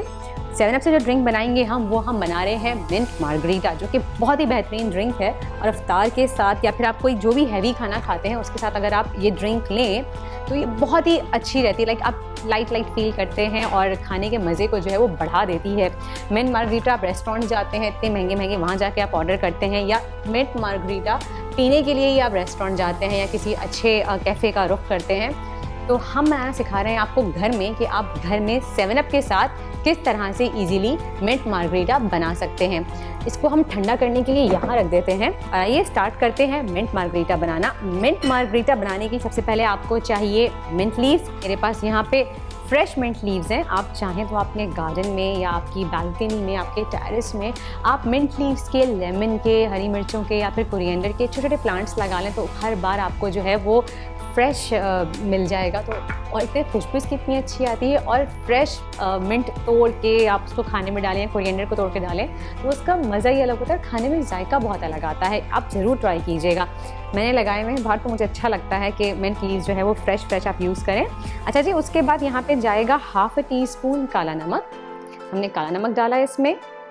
2 टेबलस्पून जाएगा लेमन जूस, ये क्या 2 टेबलस्पून लेमन जूस। और चीनी जाएगी हस्बे जायका, जितनी आपको पसंद है। मैं कहती हूँ कि वाइट शुगर अवॉइड करें, लेकिन हम जो है वो मिंट मार्गरीटा बना रहे हैं, तो आप इसमें एक, मैं नॉर्मल रेशो बता रही हूँ, 2 टेबलस्पून आप डालिए, या फिर आप अपने अकॉर्डिंग टू टेस्ट भी आप इसको एडजस्ट कर सकते हैं। ये मैंने डाली 2 टेबलस्पून शुगर। और अब इसमें हम डालेंगे 7 अप।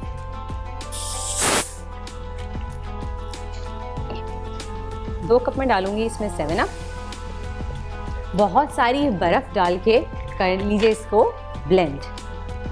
और ये रहा मेरा ब्लेंड, करते हैं इसको ब्लेंड।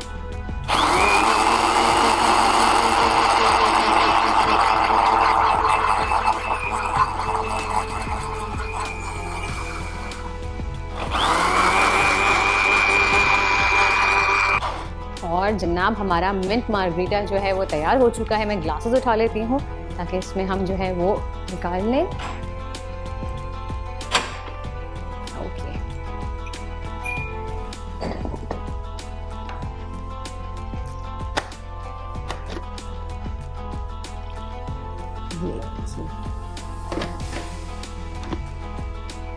और जनाब ये देखें कितना खूबसूरत सा कलर आया और कितना रिफ्रेशिंग ड्रिंक है ये।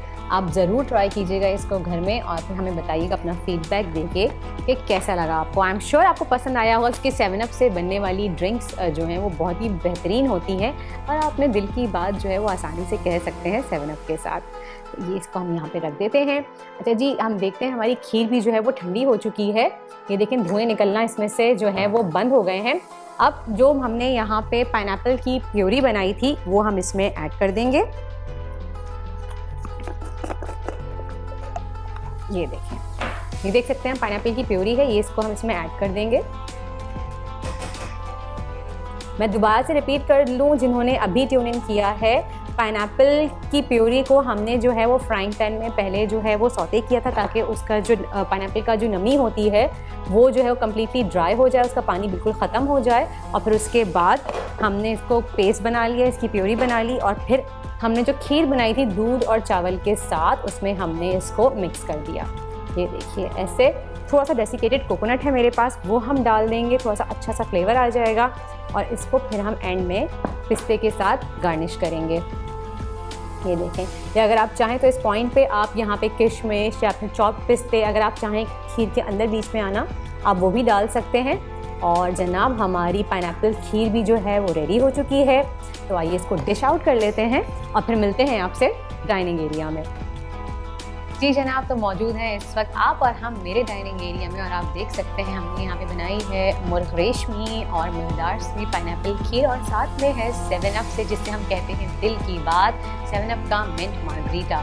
बात ये होती है कि जब भी हम कोई कुकिंग करते हैं, सबसे पहले हम अपने माइंड में रखते हैं कि हम अपनी फैमिली के लिए कुछ बना रहे हैं, तो आज किसी को कुछ पसंद है, किसी को कुछ पसंद है, तो ये एक मोहब्बत का सिलसिला, एक प्यार का सिलसिला है। इस सिलसिले को बरकरार रखते हैं हम, तो हम फिर बात करते हैं कि दिल की बात कैसे की जाए। तो आप इजीली कह सकते हैं कि अगर आपको अपने दिल की बात कहनी है तो आप 7 अप के साथ कह सकते हैं। और इसी के साथ ही जब भी हम डाइनिंग टेबल पे आते हैं, मैं हमेशा आपसे कहती हूँ कि आप अपनी फैमिली में, अपने बच्चों में, अपने अंदर भी ये आदत डालें कि जब भी डाइनिंग टेबल पे आप बैठें, आप डेटॉल का हैंड सैनिटाइज़र ज़रूर रखें, क्योंकि डिटॉल ना सिर्फ कोविड जैसी ख़तरनाक बीमारी का खात्मा करता है, बल्कि 100 किस्म की मुख्तलिफ जरासीम ऐसे होती हैं जो और बहुत सी बीमारियाँ फैलाते हैं, ये उनसे भी हमें महफूज रखता है। तो ये छोटी छोटी आदतें होती हैं जिनको आप अपना सकते हैं और हिफाजत का दायरा बढ़ा सकते हैं। और इसी के साथ ही वक्त होता है इफ्तार का, तो आइए हम सब मिलकर शामिल होते हैं दुआ में।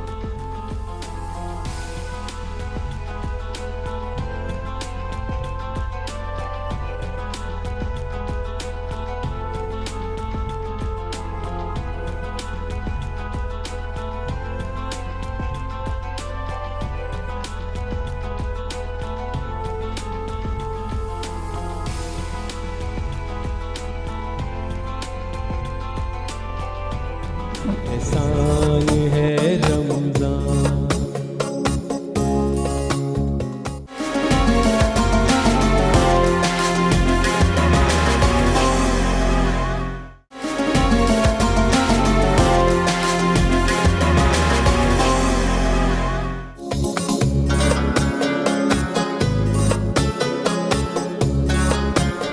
बिस्मिल्लाहिर्रहमानिर्रहीम अल्हम्दुलिल्लाहि रब्बिल आलमीन वस्सलातु वस्सलामु अला सय्यिदिल अंबिया वल मुरसलीन जज़ल्लाहु अन्ना सय्यदना व मौलाना मुहम्मद सल्लल्लाहु तआला अलैहि व आलिहि वसल्लम मा हुवा अहलु या अरहमर राहिमीन या अरहमर राहिमीन या अरहमर राहिमीन बतुफ़ैल रहमतुल लिल आलमीन बतुफ़ैल उम्मत रहमतुल लिल आलमीन सल्लल्लाहु तआला अलैहि व आलिहि वसल्लम अंबिया सिद्दीक़ीन शुहदा सालिहीन अस्मा इस्मे आज़म अल्लाहुम्मा इन्नी असअलुका बिअन्ना लकल हम्द ला इलाहा इल्ला अंता वहदका ला शरीका लका या हन्नान या मन्नान या बदियस समावाति वल अर्द या ज़ल जलाली वल इकराम या ज़ल जलाली वल इकराम या ज़ल जलाली वल इकराम या ज़त तौल वल इनाम। या इलाही रहम फरमा मुस्तफ़ा के वास्ते, या रसूल अल्लाह करम कीजिए खुदा के वास्ते। या इलाही हर जगह तेरी अता का साथ हो, जब बड़े मुश्किल शहे मुश्किल कुशा का साथ हो। या इलाही भूल जाएं नज़आ की तकलीफ़ को, शादी दीदार हुस्न मुस्तफ़ा का साथ। या इलाही गोरे तीरा की जब आए सख्त रात, कब्र की सख्त रात। या इलाही गोरे तीरा की जब आए सख्त रात, उनके प्यारे मुँह की सुबह जाँ फिज़ा का साथ हो। या इलाही गर्मी महशर से जब भड़के बदन, दामने महबूब की ठंडी हवा का साथ हो। या इलाही जब सरे शमशीर पर चलना पड़े, पुल से रात बाल से बारीक है तलवार से तेज़ है, 30,000 साल की मुसाफत है।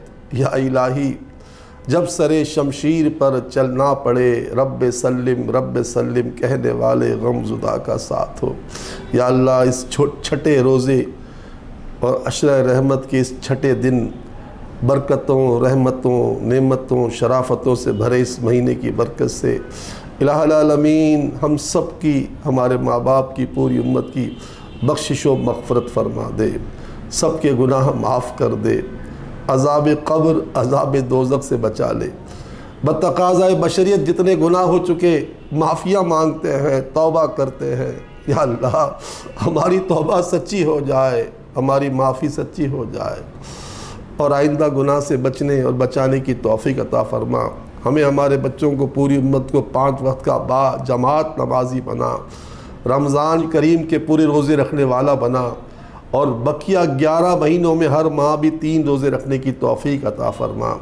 या अल्लाह अपनी रहमत से, अपने करम से, अपने फ़ज़ल से इस मुक़द्दस महीने की बरकत से हमारे बीमारों को अच्छा कर दे, अच्छा कर दे। बिलखुसूस कोरोना के, कैंसर के, जानलेवा अमराज के मरीज़ जो जहाँ हैं, घरों में, अस्पतालों में हैं, मुसाफिर खानों में हैं, मुसाफरत में हैं, सबको शिफा अता फ़रमा। अपने ख़ज़ानों से, अपनी अताओं से सबको रोज़ियाँ अता फ़रमा। जो बेचारे तंग दस्त हैं, फ़क़्र फ़ाक़ा से 2-4 हैं, जिनके बच्चे रातों को भूखे सो जाते हैं, जिनके बच्चों को पानी पिलाकर सुला दिया जाता है, जिनके बच्चे सुबह बग़ैर नाश्ते के स्कूल की तरफ निकल पड़ते हैं, अल्लाह इन पर अपनी ख़ास इनायत फरमा। ये अशरा रमज़ान है, रमज़ान का रहमत का अशरा है। तेरे नबी के फ़रमान के मुताबिक इस महीने में बंदे का रिस्क बढ़ा दिया जाता है। मौला ऐसा रिस्क बढ़ा दे, ऐसा रिस्क बढ़ा दे, ऐसा रिस्क बढ़ा दे कि ज़िंदगी का एक दिन भी तंग दस्ती से, दो चारी से महफूज रहे। बस अपने ख़जानों से रोज़ी दे, अपने ख़जानों से सेहत दे, कर्ज़दारों के सर से कर्ज़ का बोझ उतार दे, हर एक की मुश्किलें हल कर दे। मुश्किलें हल कर शहे मुश्किल कुशा के वास्ते, कर बलाएँ रद्द शहीद करबला के वास्ते। हमारी और पूरी उम्मत की इस्लाह फरमा, हम सबको सुधार दे, संवार दे, ज़ाहिर और बातिन की बेशर्मियाँ और बेहयाइयाँ हमसे दूर कर दे। हमारी और पूरी उम्मत की मुश्किलात हल कर दे, हल कर दे, हल कर दे। और हम पर पूरी उम्मत पर रहमो करम कर, रहमो करम कर, रहमो करम कर। इज़्ज़त, आबरू, जान, माल, ईमान, औलाद की हिफाजत फरमा। हर हादसे से बचा, बम, गोली, धमाके, एक्सीडेंट, कत्ल से बचा। जलने, फटने, कटने, डूबने से बचा। ज़लज़ले, तूफ़ान, सैलाब, ताउन, कहद और सुर्ख आंधियों से बचा। अस्पतालों की ज़िंदगी से बचा, जेलों की ज़िंदगी से बचा, अगवा हो जाने से बचा, बिछड़ जाने से बचा, अकेला रह जाने से बचा। बस सबकी, हम सब की, पूरी उम्मत की हर नेक हाजत को पूरा फरमा, हर एक की तमन्ना को पूरा फरमा। बे औलादों को औलाद दे, बे रिश्तों को रिश्ते दे, बे घरों को घर दे, बेचैनों को चैन दे, बेकरारों को करार दे, बेकसूर कैदियों को रिहाई दे। इस वतन अज़ीज़ का भला फरमा, इस वतन अज़ीज़ को सुबह क़यामत तक सलामती अता फरमा। अंदरूनी बैरूनी हर साजिश नाकाम और नामुराद कर दे। दहशत गर्दी का नामो निशान ख़त्म कर दे। रुश्वत और सूद का बाज़ार बंद कर दे। इस वतन को रियासत मदीना का नूर अता फरमा, अता फरमा, अता फरमा। जो कुछ मांग सके महज़ अपने फ़ज़ल व करम से अता कर, और जो नहीं मांगा बिन मांगे अता फरमा। जब दमे वापसी हो या अल्लाह, सामने हो जलवा मुस्तफ़ा सल्लल्लाहु ताला अलैहि वसल्लम, लब पे हो ला इलाहा इल्लल्लाह मुहम्मद रसूलुल्लाह सल्लल्लाहु अलैहि वसल्लम।